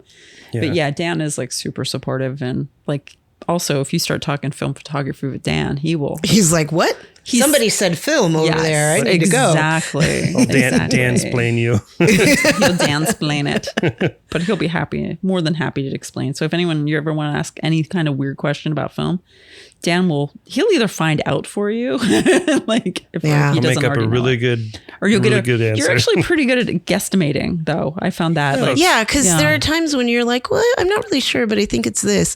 And then when you look it up later, you're like, oh my gosh, it was pretty close. Pretty It close. was Yeah, like, you've done that a lot. Yeah, you Yeah. can like sort of figure it out. Yeah, just because you have enough base knowledge a little about bit film. of everything helps. Just that spreading that knowledge out. I've realized that learning anything that there is just makes it easier to gain more information in the future because a little bit of everything helps with processing that and makes learning easier, I guess. Yeah, exactly.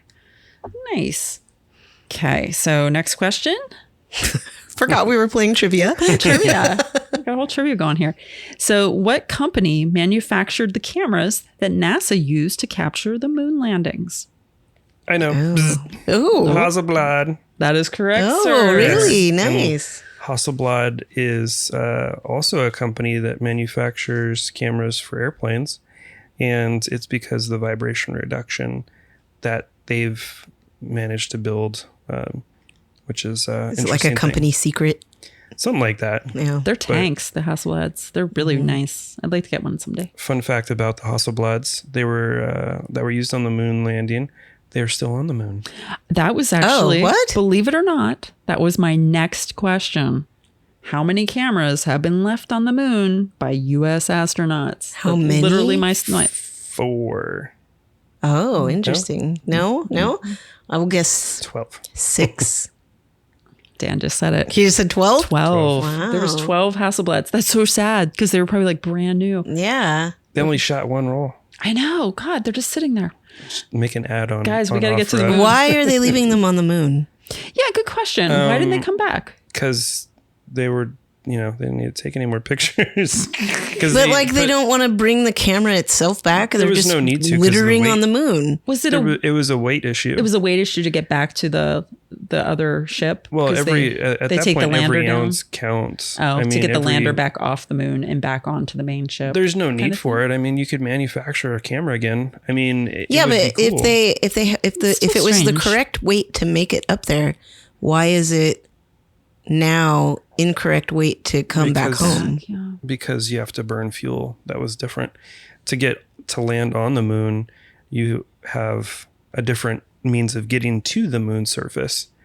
And now to have enough thrusters to get off of the moon. To get off the lander off of the moon surface to get back to the main ship. I could sort of see it.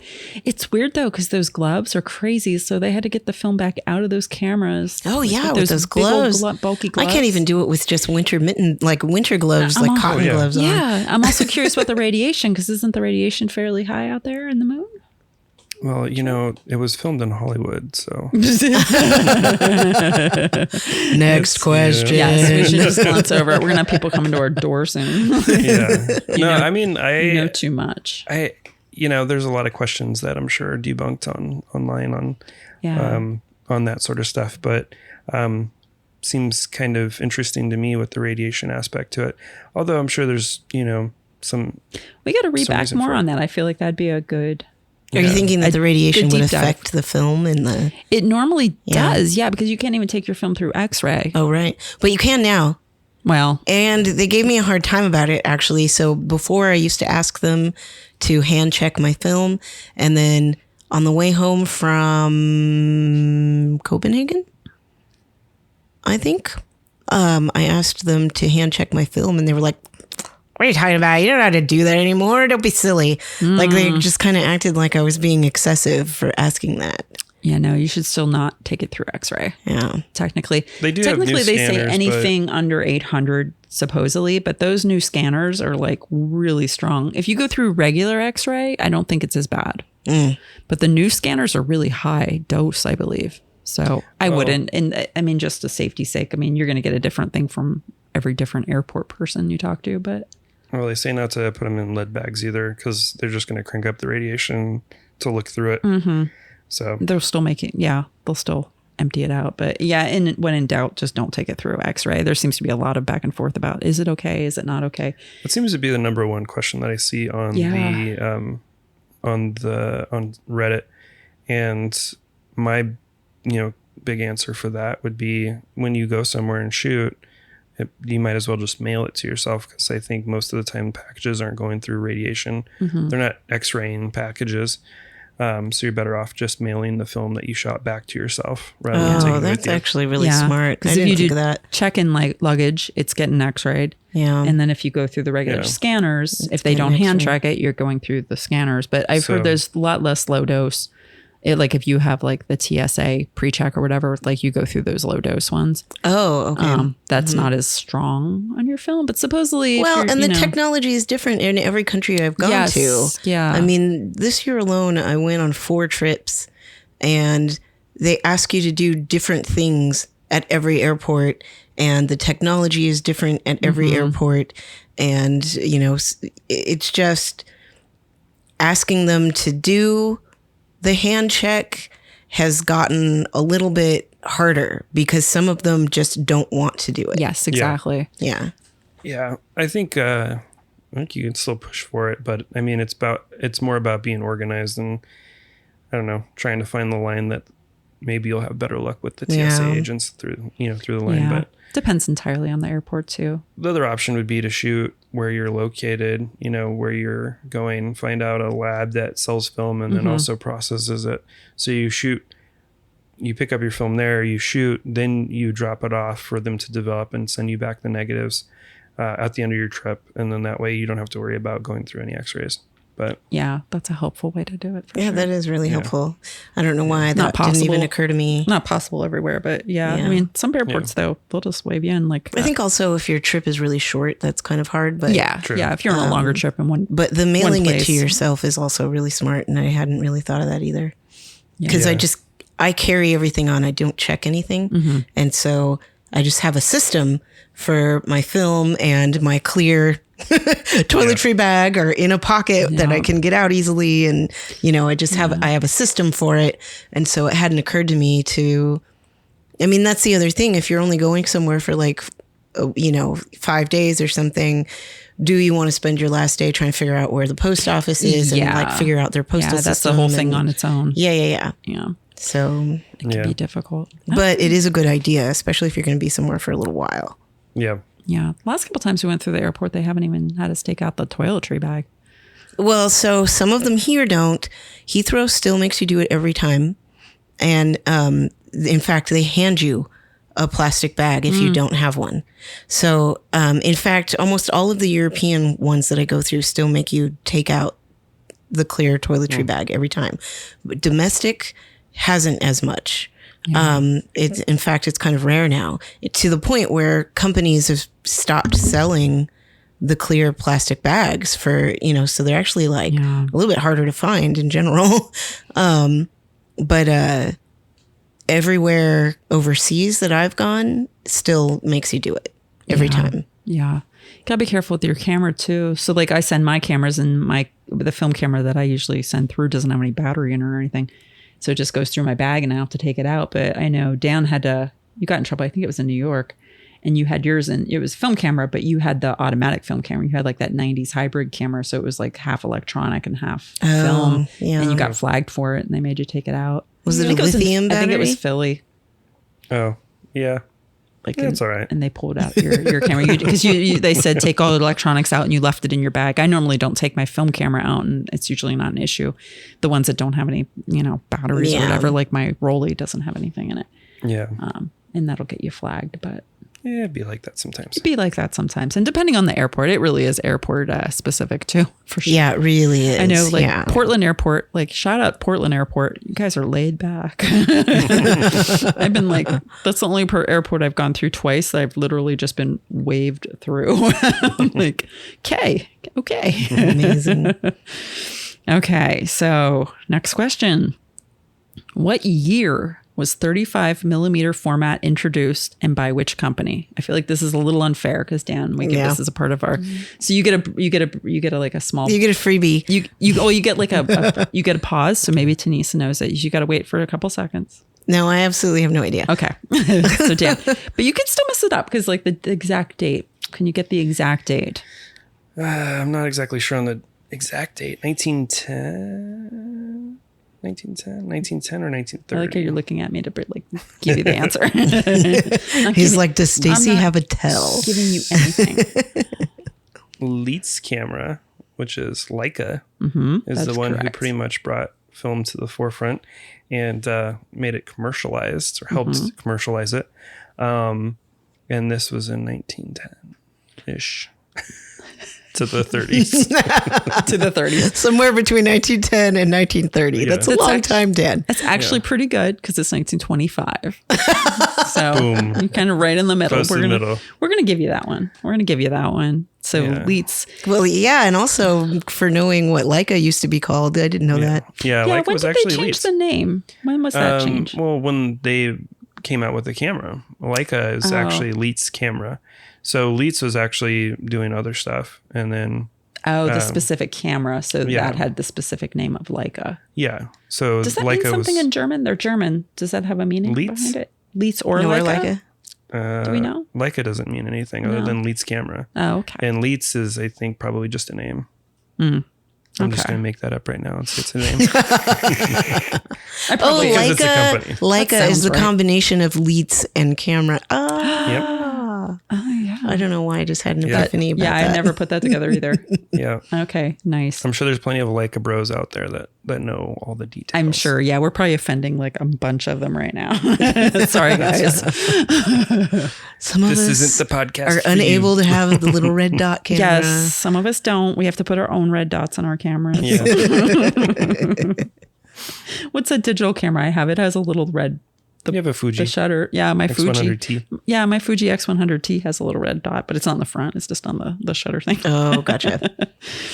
I don't use that camera at all. I bought that camera because it's a nice camera for sure, but I just never used it. I don't know. There's too much. That's part of the reason I like film. There's not as many there's just simple. Well, yeah, you like film. You don't even like the SLR. You're like, oh, I want a brownie or a rolly Yeah. or I like as simple as it gets. In general, yeah. like pinhole is kind Yeah. of amazing. Okay, we got a hole. That's it. That's all it has. Right. I don't have to think about And a anything shutter. else. I'm like, that's it. I'll just pull this tape off this hole and I'm done. Yep. Yeah, I like it to be a challenge. Okay, so another kind of gimme here for Dan, but what three elements make up the exposure triangle? Nice, Tonissa, in there. Wait, but I'm about to get it wrong. ISO, aperture, and shutter speed. She did it. She got it. Which is probably the most important part of taking a picture. That's what we teach in our workshop. Yeah. I mean, once I learned that in class, I was able to actually shoot a photo, right? Because when I took that first camera that I had, there were all these buttons and I didn't know what the buttons did and I didn't understand, and when when I was a kid and you're shooting with an 110, a 110, you don't need to know any of that jazz. They were all point and shoots, all the cameras that I had as a kid. So when I got this one that had all these dials and buttons and knobs and things, and not to mention that this was a DSLR, it had a menu and there was all this stuff going on. And I was just like, so my teacher, Ashley Zakowski, who is an amazing photographer herself, Nice. was like, just put your camera in manual. This is how we're going to start, right? So put your camera in manual and we're going to focus on this triangle, right? And once I did that, I could not go back to automatic. I now, if somebody gave me an automatic or a point and shoot, I would be like, I don't know what's going on. Like I have to shoot manual now. Yeah. No, it's important to understand all three of those things. Simple mechanics. Yeah. And it's actually, a step away from your camera obscura and your simple mechanics with that. And then you're adding more and more to it. You can't really get a good picture if you're not exposing properly. Right. Yeah. And I didn't, for the longest time with like the digital, I had a hard time grasping what all of those were because you don't really see it or feel it or hear it with any of those. It's very abstract. And as soon as I went to film is when I officially had all those things click really well for me. Cause I'm like, oh, ISO. Yeah, click. It's the film. That's the film speed. Like, oh, that totally makes sense. I understand that in a physical sense. Aperture, I can see it changing when I change that. Like the shutter speed, I can hear it in the difference of the shutter speed on the film camera. Like, so all of it going down to the basics of it and having it that way. And then it was like, oh, this all makes so much more sense now because it all seems so conceptual with the digital camera because you don't really physically see or hear it like doing that. Some of them I think make little noises like they're different. That first one that I had did a little bit, and especially the shutter was noisy. I didn't know how to turn off the sound at first, and that was actually really helpful for me because it was loud and I could hear what my camera was doing. And it wasn't until I started doing event photography that I needed to shut that off. Yeah. But like having it noisy in the beginning was really helpful because they really made the camera try to mimic the mechanics of an SLR. And so it gave me like a sort of a tactile representation of what was going on. And I could actually say, oh, I can hear it taking longer. I can hear it, Yeah. So very cool. Yeah. Yep. Nice. All right. Next question. What everyday beverage can you use to develop black and white photos? Water? Oh, sorry. Carry on. Technically speaking, I mean, I was like, you use water all the time. Water is a piece of the puzzle. Yeah. That is not correct. That's not correct. You could use a bunch of different things, actually. Oh, look at Dan. But You just sat up straighter and like fixed your glasses. Let me tell you. He's excited. What drink you want? I can tell you multiple. All right. I love it. You probably could do it with one coffee, Yep. beer, Yep. tea, Yep. wine. Yep. So Is it the tannins that do it? it's actually Those are all tannin-y kind of things. The hops helps to yeah. develop it, but you need essentially to do caffeinol. The recipe for caffeinol is to use some washing soda, and then you need caffeine. So the caffeine helps, and then you also need the Vitamin C. Vitamin C. Yeah. So those three things work together to actually develop it. So I've used caffeinol before, but you can actually develop with a bunch of different drinks. Yeah. Interesting. But I would guess that your thing says beer. It says coffee. Oh. Yeah, but you can do beer for sure. Yeah. Yeah. And some people do that just for environmental reasons and for saving money reasons. You can do that. Yeah, I'm over here. My brain is going crazy. Like, wait, I could just use a bunch of tea to develop my I photographs. Think it does a little staining on the film, right?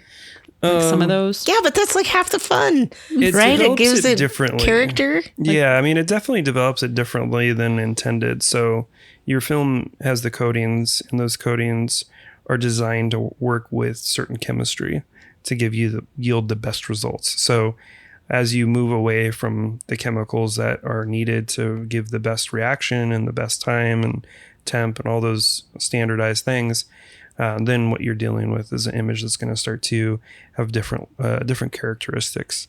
So your shadows may not be as detailed. Your silver grains may end up becoming much larger. Sorry. Yeah, no, I had the silver. So you guys pour at the lab, you have a sieve, I guess, or a strainer of some kind for the silver that comes off of paper, or I don't know. No, that goes out from the fixer. Oh, okay. So the silvers come out when we're developing. So you develop it, it reacts. So if you're developing with tea or coffee or whatever, with silver, is that a problem? Do you need a mesh thing to catch the silver? You definitely don't want to drink it afterwards. So with that whole process, you end up having to, for the volumes that we would be dealing with, aren't significant enough. But for most labs, when they deal with large volumes of chemistry, they end up having to either reclaim the silver. And so you could do that by putting it into a bucket with steel wool, and then you can put a charge through it, and that helps plate all the silver to the steel wool. And then there's also other machines that you can buy that are probably way more expensive than you'd want to spend money on that actually reclaim the silver as well. And it's a process that requires the plating of the silver to it. So the silver is the issue, not so much the chemistry. A lot of times the chemistry is non-toxic, and essentially fixer is ammonium thiosulfate. So it's smelly, and your stop bath is a vinegar, and your developer is typically a couple other chemicals, but it's not the chemicals that are the issue as much as it is the silvers. Yeah, So. and that depends on where you're at in the world and your township and what your regulations are for stuff like that going down the drain. But in general, if you're just like a home photographer, even in our lab, honestly, because we don't do developing for people really, you are not putting enough down there. But if you're like a full blown lab, you 100% should be doing that. And people even use the reclaimed silver sometimes for like making jewelry and things like that. I was wondering. So you can use that reclaimed silver. Yep. So Yeah, if you catch it on the steel wool, how do you get it out of there to reclaim it? You just sort of shake it out, or Good question. I'm not sure they do that. is it going to wind up being like little balls, or is it going to be like? You'd probably melt it down and then separate it that way. So that would make sense. Yeah. You would use Take out the steel some and- process to do that, Yeah. but it would be cool to collect that much silver. Yeah, and then use it for something else. Yeah. Yeah, it would take a while. Like us, like we would take forever to get like some sort of significant amount of it. Yeah. But yeah, anything old school photography. Is there an alternative to fixer that's natural like that? I mean, the ammonium sulfate's not exactly an issue really. No, either. the ammonium thiosulfate's not an issue. And there's other non-hardening fixers, but the ones with a higher concentrate of ammonium thiosulfate definitely helps with processing the crystals in the unexposed silvers out of the film or the paper. Yeah. So there's other, I believe there's a company that does like more eco-safe chemicals when it comes to processing, but the fixer is probably the most caustic of all of the chemicals. Yeah. So I guess I've never really thought about, I mean, I get it. So you have the photons hitting the silver halide. Silver grain. So there's silver halide in all your film. Then the UV comes in and you have the electron or the photon kicks off an electron when it hits it, correct? Yes. Am I getting it somewhere Your right? photon kicks off an electron, and then And all of it becomes elemental silver, but only the silver that was developed stays on the film. And then when you fix it, you're pulling off the stuff that wasn't affected by the photon hits the silver and kicks off an electron, and then that silver then is developed through the developer, which causes it to stay in the film, and it turns it black, actually darkens that silver, so it changes away from a silver halide into just a regular silver that's black, and then it also stays in the film, and then your stop bath is going to stop that process from continuing, and then it essentially neutralizes it because your developer is a base and then your stop bath is an acid. So those together neutralize, and then your fixer is going to be pulling out any of the silvers that are unexposed. If you pull your film out too soon, it's going to look white. it's going to have a milky sheen to it. And those are the crystals that are suspending the silvers in the film. And then at that point, fixer basically preserves the film. Doesn't preserve it, but it puts into its final phase. And then you wash that off, and then you preserve it with a stabilizer. Yeah. Fun. Yeah. Wow. So that's how film Yeah. works. It's science. Love that. It's a lot more technical on the front end. I'm not exactly sure on those details, but I have Pretty close, I I think. have a giant book that I've got to read through. There's some real detail in there. That Oh, yeah. book, I've seen that You book. could dig That book deep. is crazy. Yeah, there's Yeah. some, you can go super, super deep into all of this. Is there alternatives to color processing like there is with like, you can do caffeinol and buranol and all that? But can you do that with color at all? I don't think I've ever heard I'm sure anything you like could. that with The only color. big difference with black and white film and color film is with color film, you develop the silvers. So you need those to work properly. And that actually has a process where it couples the dyes. So, and then your fixer, you actually have a bleach fix. So you have to have that bleach phase in that. So it's a little different. Yeah. Yeah. Well, fun. Yeah. I've wanted to do the caffeinol stuff. I just haven't yet, but that's a nice sure there's- alternative. Played way it to at do the things. lab. I'm totally interested in this. Caffeinol. And I think our good friend that lives in Lithuania, I believe he gave us some stuff like that. I remember he gave us some photo stuff before he left in yeah. Daugus. In Daugus. And I think we got a big vitamin C bottle from him because I think he may have been doing a little bit of that at one point. I'm assuming Yeah. that's why he gave us that. I Yeah, think he had he was some doing caffeinol some stuff. caffeinol. So I It's think we easy to do put have those together and do stuff like that. So Yeah, it's fun. It's a nice little alternative. Not that most of the stuff we use isn't too unfriendly in general, which is nice. just the 30% hydrogen peroxide. Just for that process. That's with the Morton sauce that Tonissa helped me out with. Oh, some of yeah. that. That's fun. That was a lot of fun. those fumes. I'm going to do that again. So it'll be good. I got a new face mask. There we go. There we go. Yes, it's important to be able to breathe and continue being able to use your lungs when photography gets a little dangerous. Okay, so our next question. Once again, Dan may know this because this is actually part of our shooting on film workshop. Bzz, just Using his calotype process, who created the first film negative?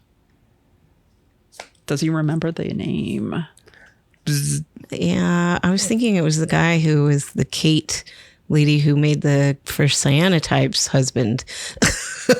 Yeah, they all knew each other. Like Yeah. all of those scientists, all Yeah. the first processes, they Bunch were of all nerds. Like, I saw one of those cyanotypes in a museum Oh, in nice. Amsterdam. It was amazing. Beautiful. Oh, that's Yeah, every awesome. once in a while they get them. The New York City Public Library had a whole show with Anna Atkins, and I missed it by like Yeah, I Anna think Atkins. I That's think what I it was was like trying to 2 think of. weeks or something. I missed it the one year I went for a work conference, and I was like, I missed it. Yeah, the answer to this one is William Henry Talbot. Oh, Talbot. Yeah. He actually had another name in there. He had 2 middle names, I guess. Henry Fox Talbot. So you still Oh, get you, okay, maybe still maybe get it. Fox. No, William Fox. Henry Fox Talbot. So he had a Yeah. little bit of a longer one. So That was the calotype. Talbot, his wife was. Do you remember? I don't. I forget how they're all related to each other, but they all like knew each other. Yeah, the four of them were all making different photography styles, and Yeah. Yeah. Daguerreotype, he was friends with Anna Atkins' husband and right. her. I know that. I'm not sure about the calotype guy. The calotype guy is fun because he was doing the first photography off of plates. So everyone up to that Right. point was doing plates. And then he switched over to doing them on paper. And that Right. made it. Photography took a whole new spin when you got it on paper, and then newspapers became a thing, and you could actually put photos in there. So calotypes were like a super important process. Photography is kind of fun when you look at it through the years because it just got better and better. Everyone was just kind of Right. improving on the next thing. Okay, how do we make this easier? How do we make this more accessible? And I went from like these crazy type, like what would the first one? What was that? It was salts that were Yeah. on like a metal plate. Yeah, it's like a silver salt onto the plate. And then, it just improved from there. So Yeah. pretty significant jump in away from, silvers onto a plate to doing daguerreotypes. So Yeah. Daguerreotypes are awesome. Okay. Next question. Which Kodak camera paved the way for bringing affordable photography for the masses. Bzzz, Nice. It's the brownie. It Yes? is the brownie. Yeah, have fun. And it leads me to a question. Why did they call it the brownie? Because it was brown. It was brown. Is that really the only reason No, they I'm called it just the brownie? But I believe it was. I Wasn't think it you're right. Wasn't it Bakelite? No, that was later. The first ones were like wood. There's like square ones that made, and they're the ones. So the brownie camera originally, when you got one, the whole camera came loaded with the film already, and it was paper. Yeah. And you bought it with the film in it. You took your photos, and yes, sent the whole thing back. Yeah. The whole structure. Yeah. And it was cheap though. It was like $3 or something crazy. Is that the one? It got like more regular people could use it for sure, but it wasn't super duper convenient. And then you got it back, you got round photos. So amazing. because the camera didn't limit that with the lens. Yeah. I mean, all the photography technically, it's a circle. Like you see that. Yeah, that's what you see through your. Yeah, you do a pinhole. You see that really evident. If you have the depending on the size of the pinhole camera you use. Like I have a really big can for the one, then I do it, and you can see very clearly. Oh, that's a circle in there. But yeah, that was really fun. The brownie cameras. But yeah, I'm a little curious what that name came from. Brownie. I don't know. That is like chocolate treats. I'm going to ask the Oracle. I know. Ask the internet. The internet may know, but there's probably a reason there behind like brownie. Girl Scouts, shot with it, maybe? No, but they did have, if you come across one of the brownie cameras, so they did have a series of Girl Scout brownies, and they're green and they're really collectible. People will charge a lot of money for those. They're cute as hell, but they're really pretty green cameras, the brownies that are for the Girl Scouts. I was a brownie. I was a brownie. I didn't become a Girl Scout, but I was a brownie. I don't remember doing much. Yeah, it was originally $1.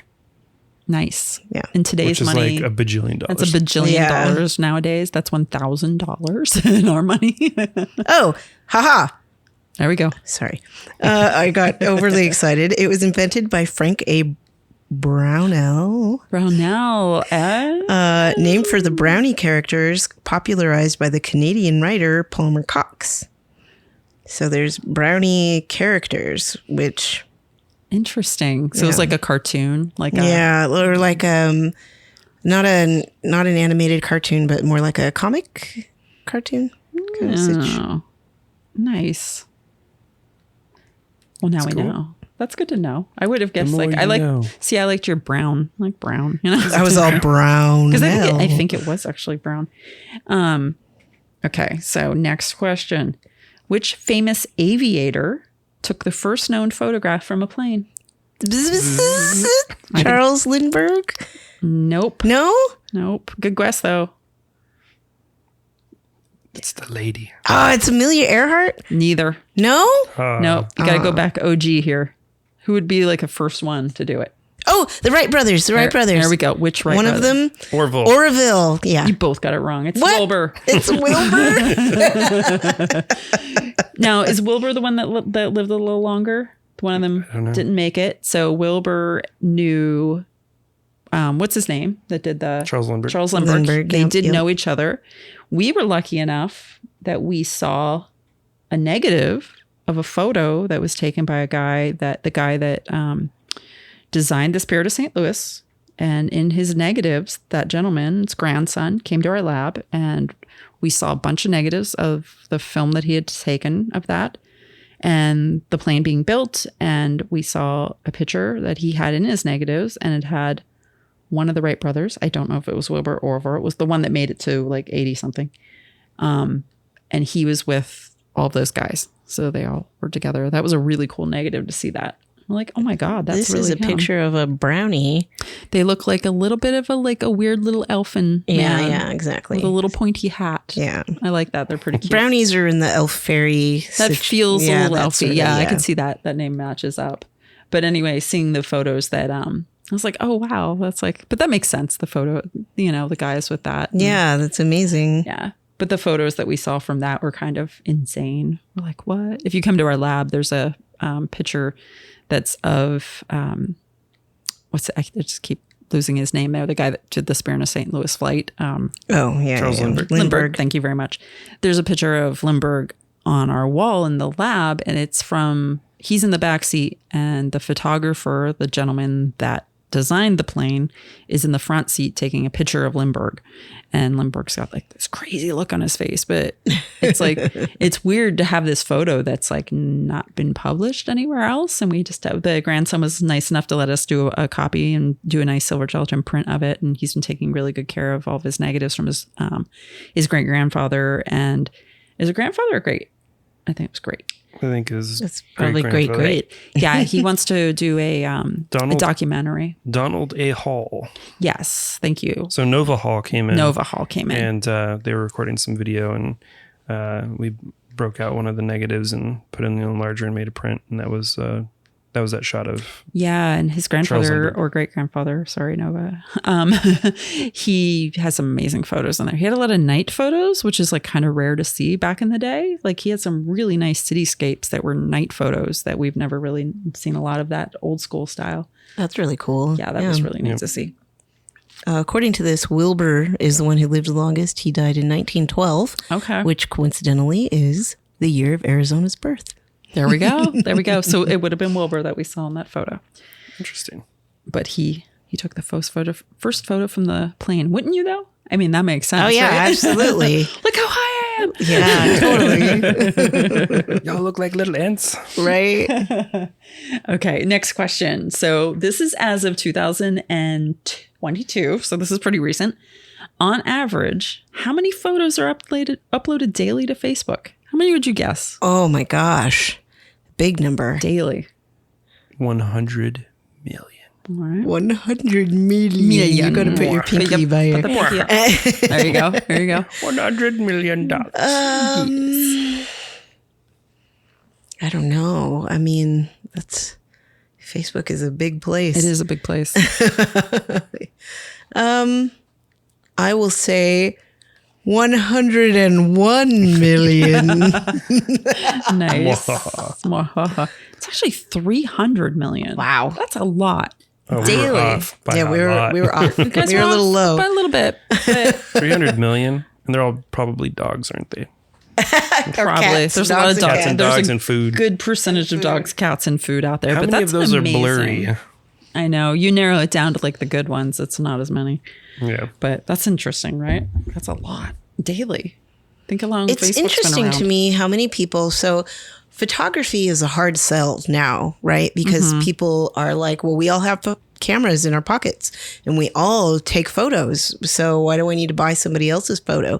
But it's really interesting to me how when you're with a group and somebody wants to take a photo and how rare it is for someone to actually stop and consider the environment or the background or, you know, just the angle, whatever it is, and actually really like take a second and take a good photo. But people just sort of hold up the camera and press the button and they're done. And I'm like, you know, most of those photos are fine, I guess.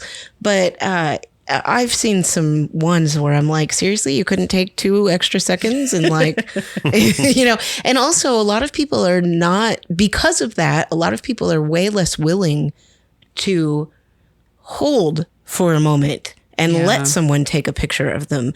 Because if you take longer than 2 seconds to try to take a picture of someone, they're like, geez, you know, freaking out about it. And I'm just like, seriously? Because, you know, back in the day, you had to hold your pose for 5 minutes so that the dude under the curtain behind the giant camera that was, you know, the size of your stereo, you know, so it's crazy because a lot of photos are not done well just because people are in a hurry. Yeah, people Because slow these down. camera photos take amazing shots, but you still get bad shots on them because people are just in a hurry. Yep. Slow down, take a picture. Yeah. We surprise people with our booth because like they see the sign and they see that we're saying analog and like they kind of get it. Like, but then when Dan gets them in the booth and legit, it takes a little time to like get it set up and they're in front of a background. They're always like kind of in the same place, but Dan has to move people around, for the light, and then he's And the gotta do bright all the lights stuff. and the Yeah. flash. I saw the flash freak out a few people. Yes. Yeah, that catches people Mini by sunburns surprise. for everyone. Yeah, sorry. But yeah, it's like, no, we got it. This takes a little bit of work. You can't just like, it's not a phone. So, Yeah. Yep. Okay, next question. I like this one. How long in feet and or inches is the longest photo negative? How long is the longest photo negative? How big can it go? Or how big did it go? Oh, I Photo don't know. negative? Yeah. Well, they make yard long, so it's at least a yard long. As far as the Oh. length of it, probably 12 feet. Much longer. 1,200 feet. You're not even close. No, it's 260 feet. 260 feet. That's huge. Oh, yeah. That's kind of big. I thought you were going to say something really philosophical the way that you started that. That's a big picture. I hope they got the exposure right. Yeah, really. Yeah, 260 that's feet. That's yeah, a you got lot. to ponder some That's a things before mega- you hit that button. Mega Yeah. negative. How did that even work? I don't know. I have questions now because we're familiar with yard longs through the circuit cameras. The circuit cameras were built basically on like a system where rotate the camera, so you could do a full 360 of that, and then they vary a lot. In circuit camera printing, they're all negative printed straight to the paper, so they're all really nice and crystal clear. But 360 to get to 260 feet. So I don't think it would be a circuit camera because you can only go so far. Like if you're going on a circuit camera, around, that must have been like some sort of panoramic, like moving camera deal. So that was actually shot not super long ago. It was shot in a hangar. Sorry. The exposure was actually shot in 2015. Nice. And 360 degree view. No, that's not it. Yeah, there's an article online. That's what I'll tell you. You'll have to read it online if you're interested in about Google this. it. It's Some of super those long negative. articles are so long and they bury the information you're looking for. It's like the recipes nowadays. Yeah. Online. You're Yeah. like, you got to go through the whole life story of the chef. Right? Yeah. Then you can maybe get some of the ingredients. Maybe. Yeah. That's the unfortunate part about the internet sometimes. They don't give you But the simple stuff. Peterson's is the guy who did it. And the project was titled Blueprints for Observation. Okay, there you go. So, you So- got a lot of Oh, that'll info be to go easy on. to look for. Yes. And Yes. the Thank artist's you. name is Joel Nicholas Peterson. All right. That's He cool. used a building that was actually demolished. And that was in Vancouver. Very cool.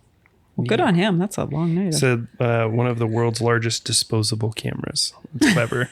I wonder if he also has the longest print because of that. I would assume he printed that in some fashion. Yeah. Seems weird to make the negative. and Unless then he has a print. He actually- giant light box. he actually made prints doing cyanotypes. I think that They've- I've seen they've that guy online. They've gone 13-foot tall very negatives. They've gone 'Cause- very, very big. Those. Yeah, because the person that I saw was making these like 10-foot tall cyanotypes, and I was just like, oh, Yeah, goodness. cyanotypes are pretty easy to do because they're just contact printing. So Right. just as long as you have a stuff. I mean, that's common. Like I've done some big ones, like which I've regret doing just because of like the storage of them. Yeah, Yeah, that's me. my storage facility has like these giant rolls of like very large work. I have one at the lab that's pretty big because you can just put like a whole human on it. Like they can get really, really big. But I should have used fabric. That would have been better storage for that. But I used, of course, I used watercolor paper with this giant roll. But that was a shout out to Larry's, Gary's. I never say their Jerry's Artorama. Jerry's Autorama, which I always call you Larry's. But I was a little scary. Is what? Scaries, berries. I never get your name right. But anyway, so they had a very cheap, giant sized roll of like, it was like 100 feet by like 6 foot long watercolor paper roll for like wow. $80. I'm like, sign me up. But yeah, it's hard to store those. Okay, so which camera setting allows you to keep your shutter open for long exposures? Tonissa. Bulb. She got It's it. basically what my camera is always in. Tonissa is always on the bulb. Tonissa knows this one. One time I was taking night shots with the group and they were like, what are your settings? And I was like, bulb. And they were like, what? Easy. I guess nobody else really uses that setting. And I was like, oh, that's I thought the B stood what I for use all the blast. Blast mode. blast. Started blasting. Nice. Okay, next question. What is the name of the mounting point at the top of the camera used to attach a flash or other accessories? Ooh, that was about the same. You guys gonna have to go. I win. I did paper. Paper. The hot shoe. Correct. That is the hot Why is it called the hot For shoe? like a second, I forgot what the question was.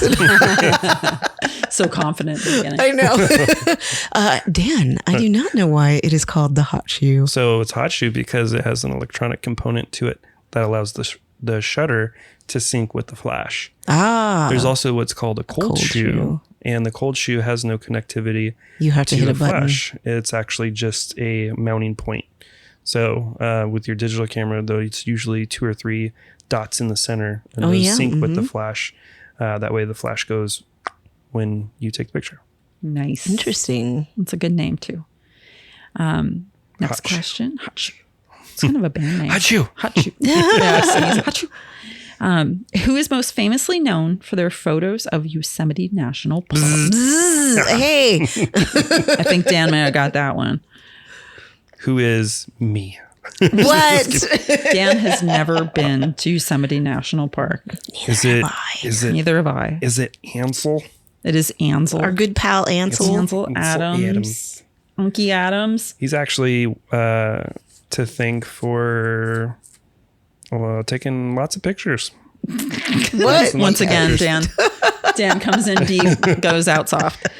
He's like, got something real important. He's to say. taken It's lots like, of photos. the national parks, but also he's done a lot for the national parks to preserve things. A lot of the photos that he was taking predate people visiting national parks. Yeah. So he's done a lot to get a lot of people outdoors to take pictures.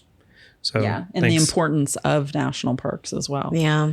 Yep. Just went too far when Instagram gave everybody places. Now it's just like, I know. Everybody's the coordinates to everything now. It's yep. ruined it. Ruined. Mostly ruined just because like they're trashy. People are trashy. Well, that's the thing. You know, it's wonderful that everybody wants to go visit all these places. We want places to be accessible. We want people to visit them. The same thing what I said earlier about being able to see places with your own eyes. There's nothing that makes up for that, right? Like seeing a photo is wonderful and it gives you ideas, but and photos can make you feel, but going there and seeing it, hearing it, smelling it, it's different. But yeah, it's so much better if people are cognizant of not only the space and the land and making sure that they don't litter and all of that, but also just cognizant of other people that are trying to experience the space. One of the things that sometimes bothers me, I love music. I love music and I love all different kinds of music. But there are times when I'm out in nature and I just want it to be quiet and somebody will roll through with their music blaring and, sometimes I'm just like, you know what? I really like that song, but I don't want to hear it right now. Yeah. Like, no, headphones exist for a reason. If you need to hear something while you're at this place, please put your headphones on. Yeah, it seems like such a simple thing. Everybody just wants to be like, I do what I want. Yeah. And Sir, this is a national park? it's just kind of disheartening, Yeah. It's just a lack of respect for where you're at and the other people around you and their freedom too. Because everyone's like, I should be free to do what I want. You're like, but those people should be free to enjoy the space the way they want to. And you're interfering with that. Yeah. It's also night shoots at different places when somebody who is not a photographer maybe or and doesn't think about these things, right? It's not on their brain. And they'll come through and they leave their headlights on the whole time. Yeah. And you're like, hi. You have to have the uncomfortable conversation. Like, hi, I was wondering if you could turn off your lights. Yeah, You they don't know? even know that they're doing it. Yeah. Right. So, I mean, that one's not technically, they're not trying to be rude. It's nighttime and they think, oh, we should have light. Right. So it's understandable at a certain amount, but sometimes I'm just like, seriously, the whole point of being out here at night is to enjoy night. Yeah. Yep. Yeah. People ruining stuff. Ruined. There's also a lot more people. Like, look at the population shifts that have happened just in the last 40 years. I mean, I know they say we're kind of losing people because people aren't having babies anymore, but there's a ton of people. There's a lot of us. Yeah. And speaking of night shoots, there's hardly ever no traffic anywhere, right? Like you can, I was at Monument Valley and there was traffic, right? Yeah. Yeah. You know, there's cars everywhere. So it's interesting because you really have to remember to not internalize it and not get super mad and just be like, okay, there's a car coming down the highway. Yeah. Let me just wait a minute and then get my shot, you know, or just deal with it if I get some. That's a lot of the reason why a lot of my night photos have light trails in them is because I'm like, welp, there's a car. I guess it's going to be in the photo. Gotta accept it. Yeah. And so I just try to make the angle include the car in a way that is interesting instead of spending hours trying to get it out of it in Photoshop or whatever, you know. Yeah. I would rather have some flaw like that or a flaw that I turn into part of the photo in my photo instead of trying to get rid of it in Photoshop. I don't really love removing things from my photos in Photoshop. So I just try to shoot around things. Especially, it is a lot of work, but it also makes me feel like, and kudos to the people who are really good at it, but for me, that's just not my favorite part of shooting. Yeah. You know, a lot of people are like, well, to be a good photographer, you also have to be a good editor. And I don't disagree with that in a lot of settings, especially like product photography or fashion photography, you know, but I'm just a human out in the wilderness having fun shooting. And I think I want the least amount. Sometimes I will I'll do like light corrections or something like that, but I try not to add or subtract stuff from my photos too much because it's just sort of, here's the space I was in and here's what was there. Yeah. It starts getting into weird. Some people like really, really, really press. I'm like, it's almost like you're not even there anymore. Well, and some people really vehemently hate Photoshop. It's insane to me the way that every time a good photo shows up, people are like, it's probably Photoshop. And I'm like, well, I mean, maybe they used it on the contrast or the, you know, I don't know, clarity or something, but it doesn't mean that they added dinosaurs on roller skates. Like, I don't understand why people are so mad about any kind of Photoshop showing up in a photo. Like, it's not, I know I just said it's not my favorite thing, but like, I also understand that sometimes it's necessary if the exposure didn't go right and you just want to use the Photoshop a little bit to like help bring an element out in your photo. Yeah. Awesome. Do that. That's what it's there for. Right. Yeah. But some people are so pressed and they think that if Photoshop touches a photo in any way that it is now fake or, you know, it's not a good photo because Photoshop had a hand in it. And I'm just like, that's really extreme. It's just silly. People I think people misunderstand that sometimes with film photography. Like printing. So people think like, oh, you know, you just get what you get. And that is not the case at all. You can dodge and burn and There's all the things. so many things you can do. Ansel Adams actually is a really good example of that. They have a show comes through a lot of cities called The Print. And that's Ansel Adams' work. And you'll see how he can manipulate one negative and have it look completely different in so many different ways. Because he was doing like old school darkroom type Photoshop. Like that's been done since the beginning of photography where people have manipulated the photos and make them look like different than what they actually came out of the camera looking. Well, I think you should be using these apps and stuff to not correct issues that you had. You want to be as what makes you a better photographer is learning from the mistakes that you've made. Right. That is essentially just the same as anything, is going to make you better at anything, is learning from the mistakes or the way you shouldn't do stuff. So you shouldn't be using Photoshop to fix your exposure because you chose not to fix it when you shot it. So in the same case with Ansel Adams, he's over here doing stuff in the darkroom, making prints, and he's doing it with the intent that he had already shot to plan to make that print with that result. So you should be shooting for the result that you would end up getting in a darkroom, more so than just taking the picture and just hoping you exposed it properly. You want to make sure that you're exposing it for the way you intend to print it. So I think a lot of that, the hate on Photoshop mostly came from people who are doing corrections in post that they could have done. Yeah, from in the beginning. camera, Yeah. right. Yeah. For me, it's the one time that I had to remove something was when I was shooting a concert photography, and everything is set up really great, but the humans are moving around. And one time I had a oddly placed microphone. Yeah. The stand is, weirdly placed, but if that stand hadn't been there, it's a great shot, right? So I've seen a few people, they'll remove a microphone stand or something like that. I don't usually do that because I'm not that good at Photoshop, but I did figure it out one time and I was like, yes. So I think sometimes if you're, if you're working something that's an event where there are things outside of your control moving around or getting in the shot, it's nice to know that you have the option to maybe save that photo with the program, right? Yeah. Like in post, you can save that photo maybe, with Photoshop or whatever.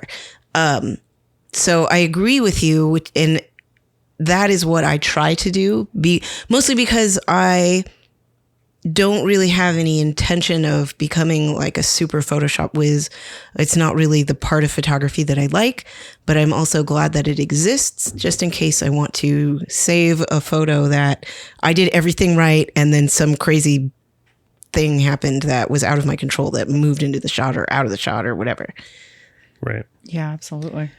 It has its place. And a lot of people just use it as a crutch. So it's important to take the time to learn to, do your thing. Yeah, different. absolutely. Yeah.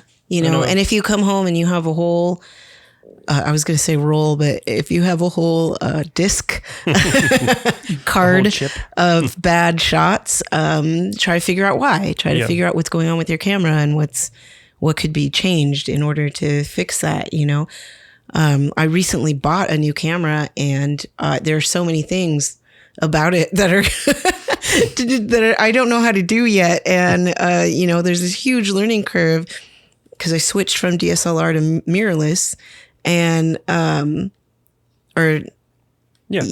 was like, wait, did I just use all the wrong words? But yeah, I just switched over to mirrorless and, I'm absolutely not getting rid of my DSLR because there are going to be times when, I'm going to want to use it because I know every in and out of that camera.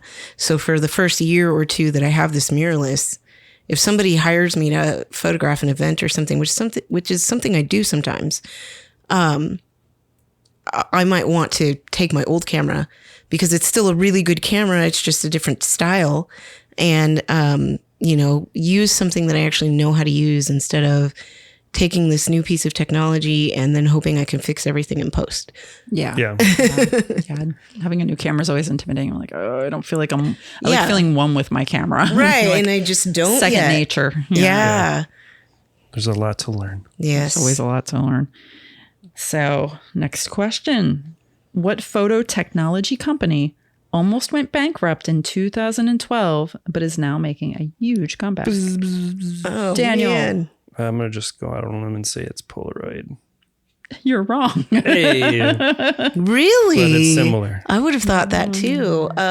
So wait, in 2012, you said? 2012, they almost went bankrupt. Ilford? No. Okay. It's a Kodak. It is Kodak. It is Kodak. I was thinking Yeah. Kodak, and I almost Kodak. said Did that. have a bankruptcy in 2012. There wasn't a lot of guesses, so you could have had to be I think fair. there was a bankruptcy. I mean, those are the three. Yeah, they can. I was going to say Kodak, but I didn't want to hate on them too hard. Yeah, we love Kodak. We don't hate you at all. But yeah, 2012. Wow, that's kind of scary, huh?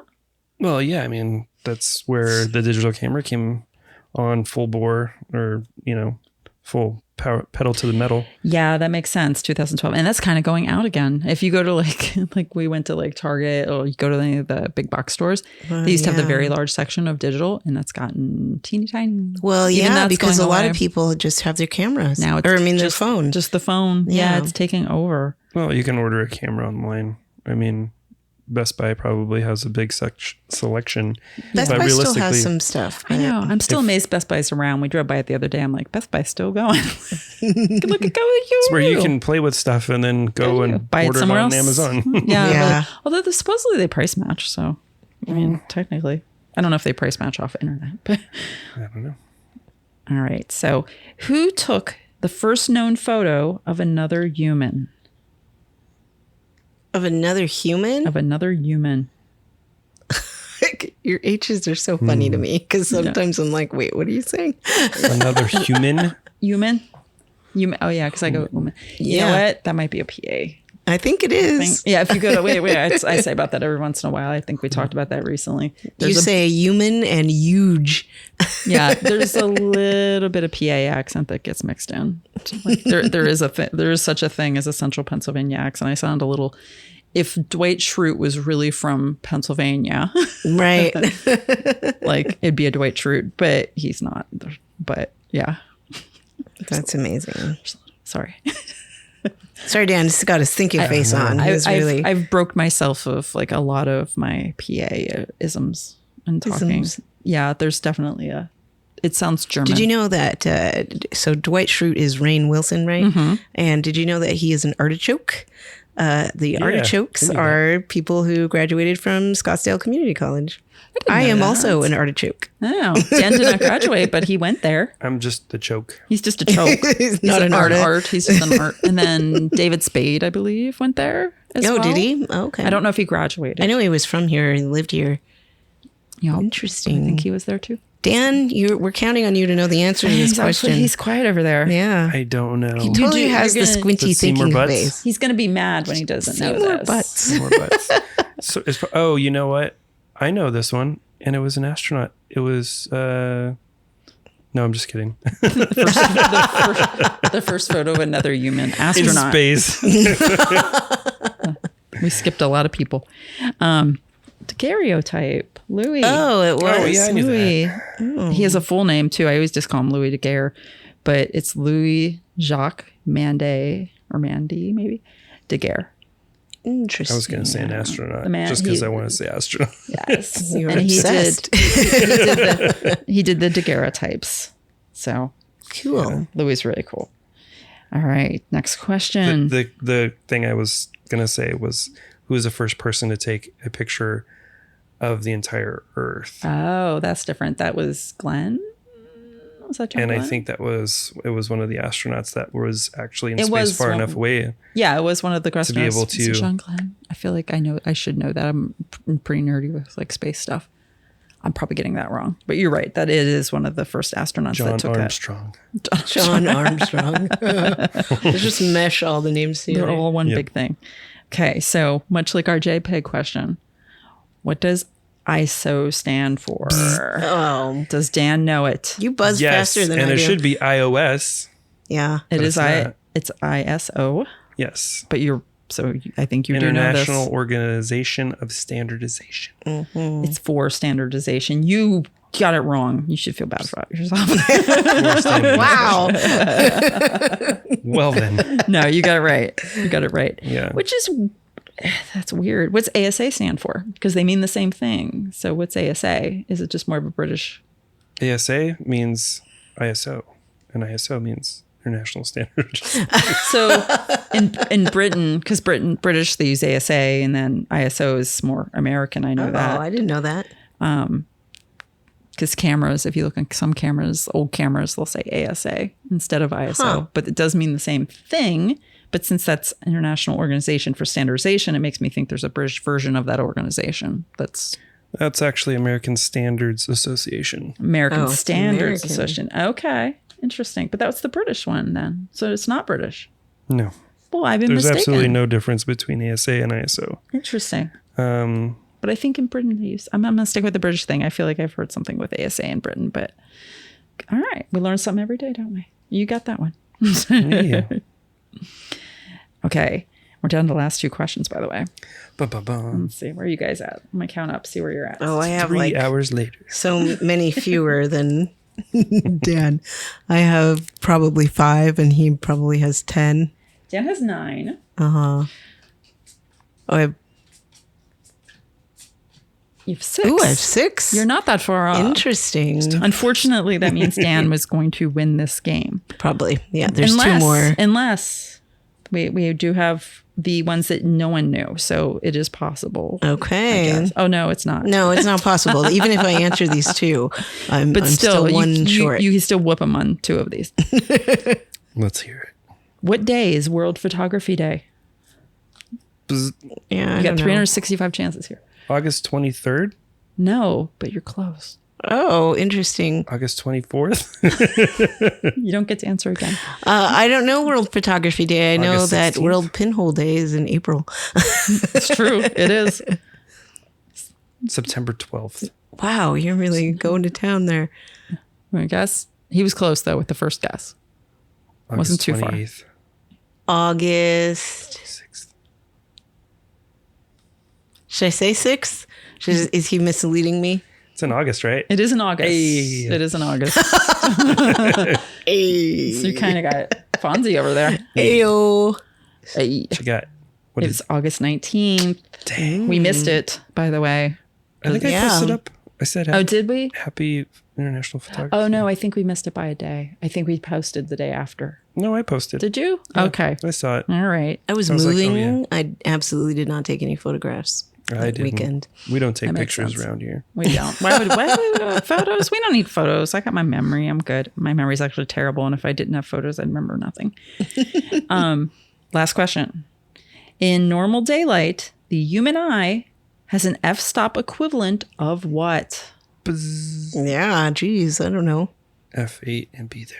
F8 and be there is F8 and be there. F8 is be there is correct. F8 and be there. That's your eyeballs. That's how they do it. That is your eyeballs. And that's the f-stop that most standard Disposable cameras are set at. They're Point set at. and shoot. Oh, Cameras. what about phones? What is the because they come with presets. They vary. I think they Your phone doesn't take a picture like that. yeah, it's different. It automatically goes different depending on where you're at and what you're doing.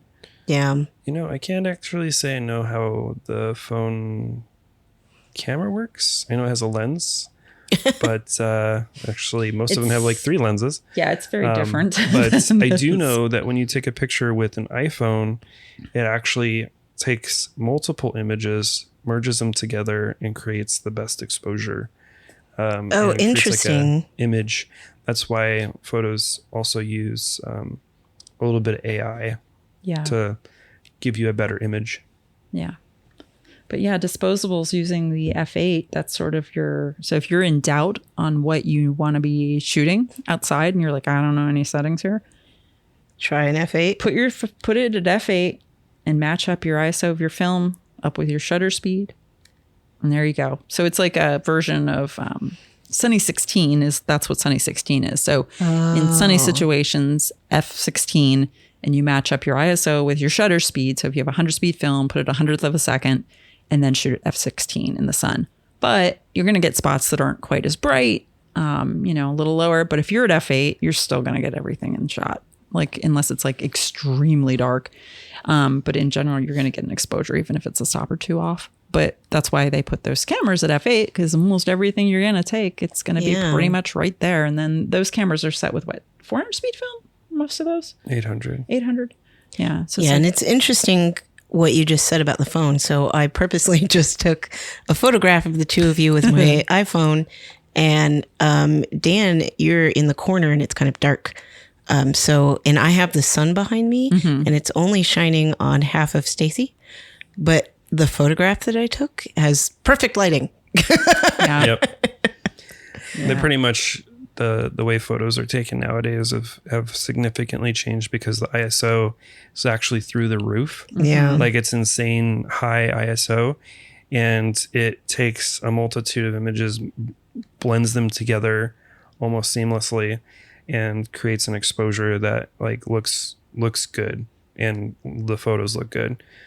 Without that high ISO and really fast shutter speed, you wouldn't be able to get an image the way you can nowadays. So it's crazy. Yeah, that's really cool. Well, guys, you did good, both of you. I'm impressed with both of your knowledges. I'm impressed that I knew any of them. I'm a real fly by the seat of my pants kind of person.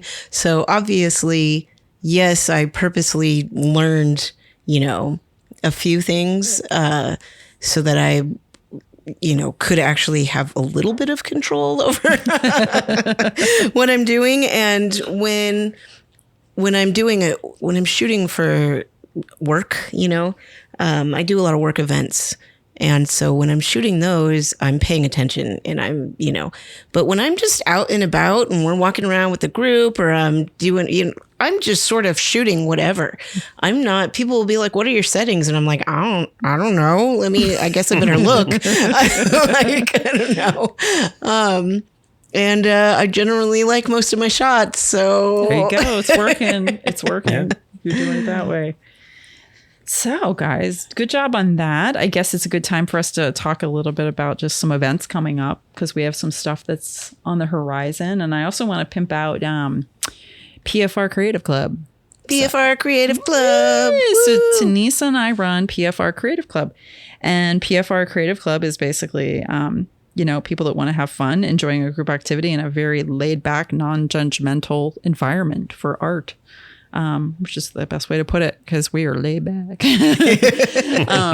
It's just a great way to get adults together to maybe just make something and have a movie in the background and chit chat with other adults, because we all know how hard it is to make friends or just, not feel like you have to be doing something quote unquote productive every second of every day. I have to be organizing these files, or I don't know, people don't organize files anymore, but you know what I mean? Like you just feel like you have to be doing something all the time. And Creative Club is once a month. It's 2 hours about usually.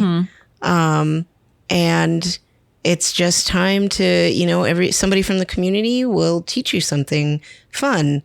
And we just try to hang out and have a good time. Very loose. Yeah, it's nice. There's no pressure either. Like you don't have to be good at anything. You don't have to come in knowing any skills for whatever we're doing. So we've done a few events at this point.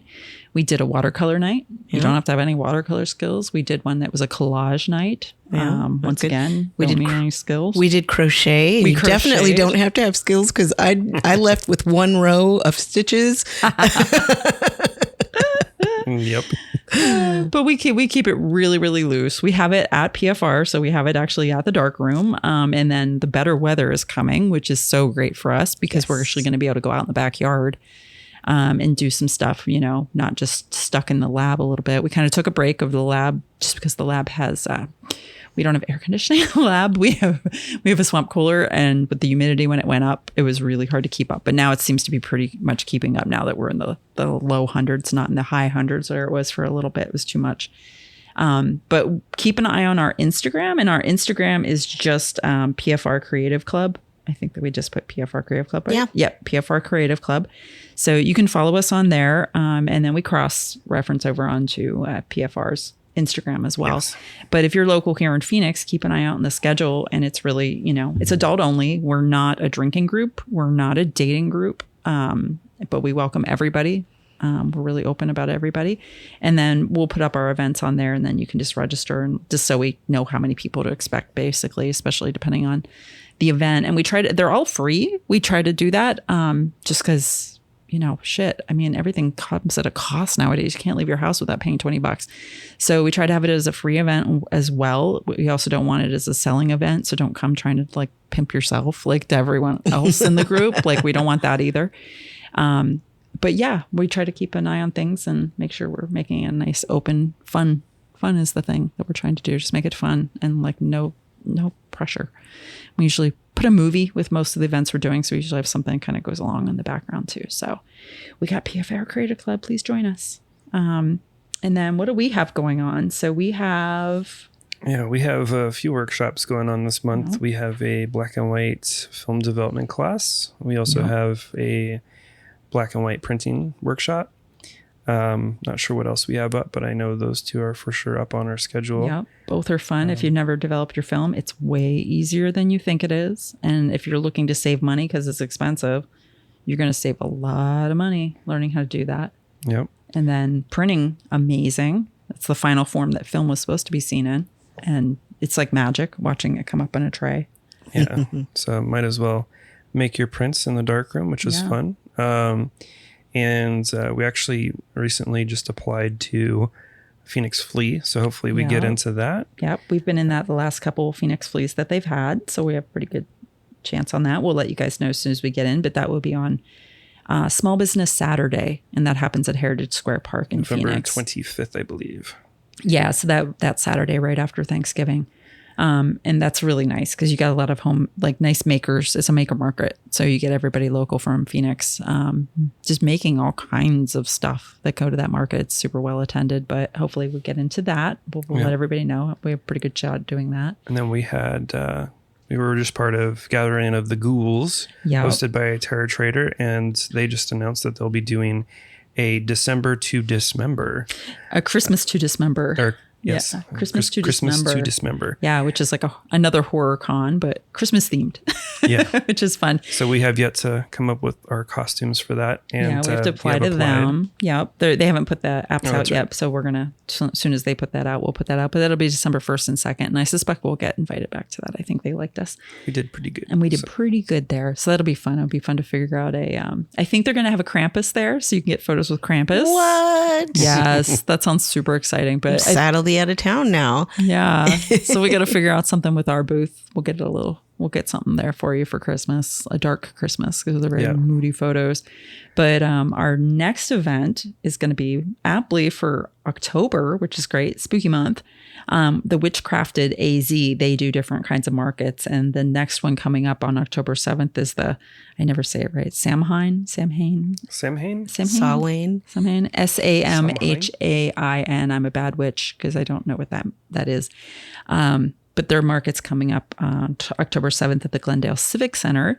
And they're being very kind to us. They're actually going to put us in a really nice space within the vending area. And then thank God for them, they're giving us electric even, which is really, really kind of them to allow that because that helps us a whole bunch with our booth. Yes. We have a battery system that we got to work off of if we don't get electric, and it's like a little scary. But they're actually giving us an electric outlet for that, and then we're gonna shoot a lot of photos. So wear your best spooky wear, your best October witchy wear, and we'll get a really nice, very moody, cool photo that'll go with that. The black and white. So I'm super excited about that. We've also applied to Thieves Market, which we're figuring out those dates as well. So yeah, I think we're in the January market, and I think we'll probably be in the February market too. That one's fun because we sell some random photography stuff as well. So if you're looking for some like random bags or some old cameras, I sell cyanotypes at that market. And then we also do the photo booth at that market. It's actually not a market as much as it's a flea market. So people are just selling flea market stuff, but the vendors of that market, really fun, really cool. And then the prices are always really good at everybody's booths at that one. So it's a really nice way to kind of buy some really fun, funky stuff. It's not like a garbage flea market. It's actually a really top-notch one. And they have it in the good weather once a month, which is cool. So we'll be at least 2 of those. Yes. And then Tonissa, what you got going on? What you got coming up? What's your socials for everybody? On September 22nd, I'm a part of the Monsoon Show with the Brill Gallery. And hopefully by the end of the month, I should have a website up. Nice. And I'll have drawings and hopefully some of my cyanotypes that I've mixed with watercolor up there. So I'm working on that. And my social is at Tonissa monster. I picked that because I was thinking of the monster at the end of this book. Do you guys remember that book? No. It's Grover from Sesame Street. And he's like, don't turn the page. There's a monster at the end of this book. And then when you get to the end of the book, he's freaking out the whole time. And then you get to the end of the book and it's Grover. Nice. Sweet, lovable Grover. So I'm a Tonissa monster. Tonissa monster everywhere. And then, I'm Sanotyped. I think I told somebody on one of our podcasts and I gave my own wrong Instagram, which was ridiculous. But it's, Sanotype, which is CYA. I'm afraid to say it wrong again. And TYP. Yeah, you forgot your O. CYANO. I'm not to be trusted. We'll put it in the not to be trusted with my own it in the show website. notes. Yeah. No, I think I put somewhere so just Cyanotype, but with a D at the end. I'm Cyanotyped instead of just Cyanotype. There you go. So that makes sense. And I have a website that's the same name and Instagram. And then Dan, what's your personal ones? People don't go onto your personals. You have like 15 of them, so you don't have to give all of them because you don't use all of them. But you have a few. I was posting up to a studyinblack.com, all one word, on Instagram, but I haven't really posted there in a long time. That kind of predated the lab actually. Mm-hmm. So I was started off with my experimentation with paper types and shooting paper negatives, and then most of the stuff that I'll be posting here into the future will be on PFR, which you guys already know that Instagram, and then also my personal one, which is darkroom_Dan. You are Darkroom Dan. I am Darkroom Dan. That's true. I'm Batman.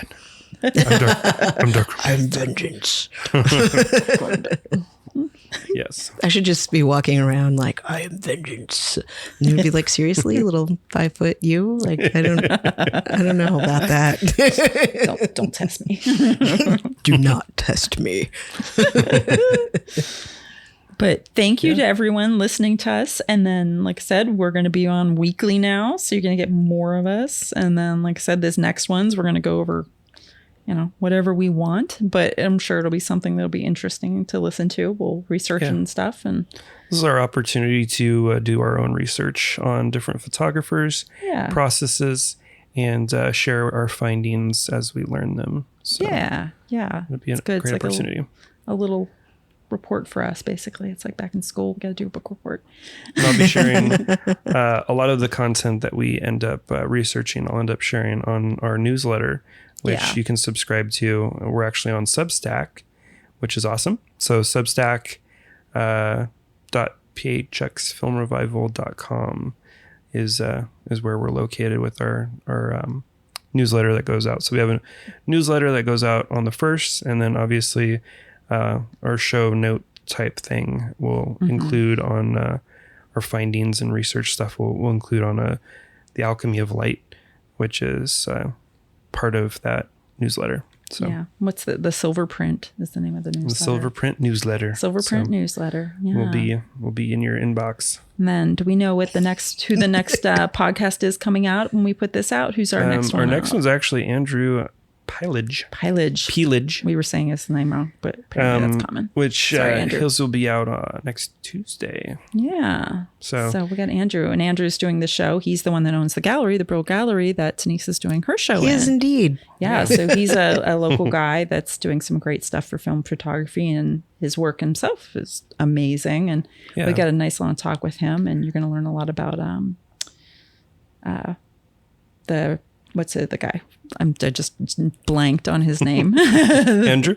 No, Frank Lloyd Wright. Frank Lloyd Wright. Thank you very much. I just blanked. So you get to learn a lot about him too, because Andrew has a really amazing project. We'll leave it to the podcast with that. So we also had our start with the Drive-Thru Gallery, which was owned by Andrew. So we'll be sharing a little bit of that as well. Yeah, be a really good one. So thank you guys for listening. And, if you can, please help with the podcast and supporting the lab, keeping everything open. We want to keep film going as long as we can in the community. So our Patreon as well is out there. That's patreon.com/PHX Film Revival. Thanks, guys. Yay. Thank you. Thank you, Tonissa, for joining us. Thanks for having me. I don't know why I waved. She waved. Everyone. She waved. Bye, guys. Thanks.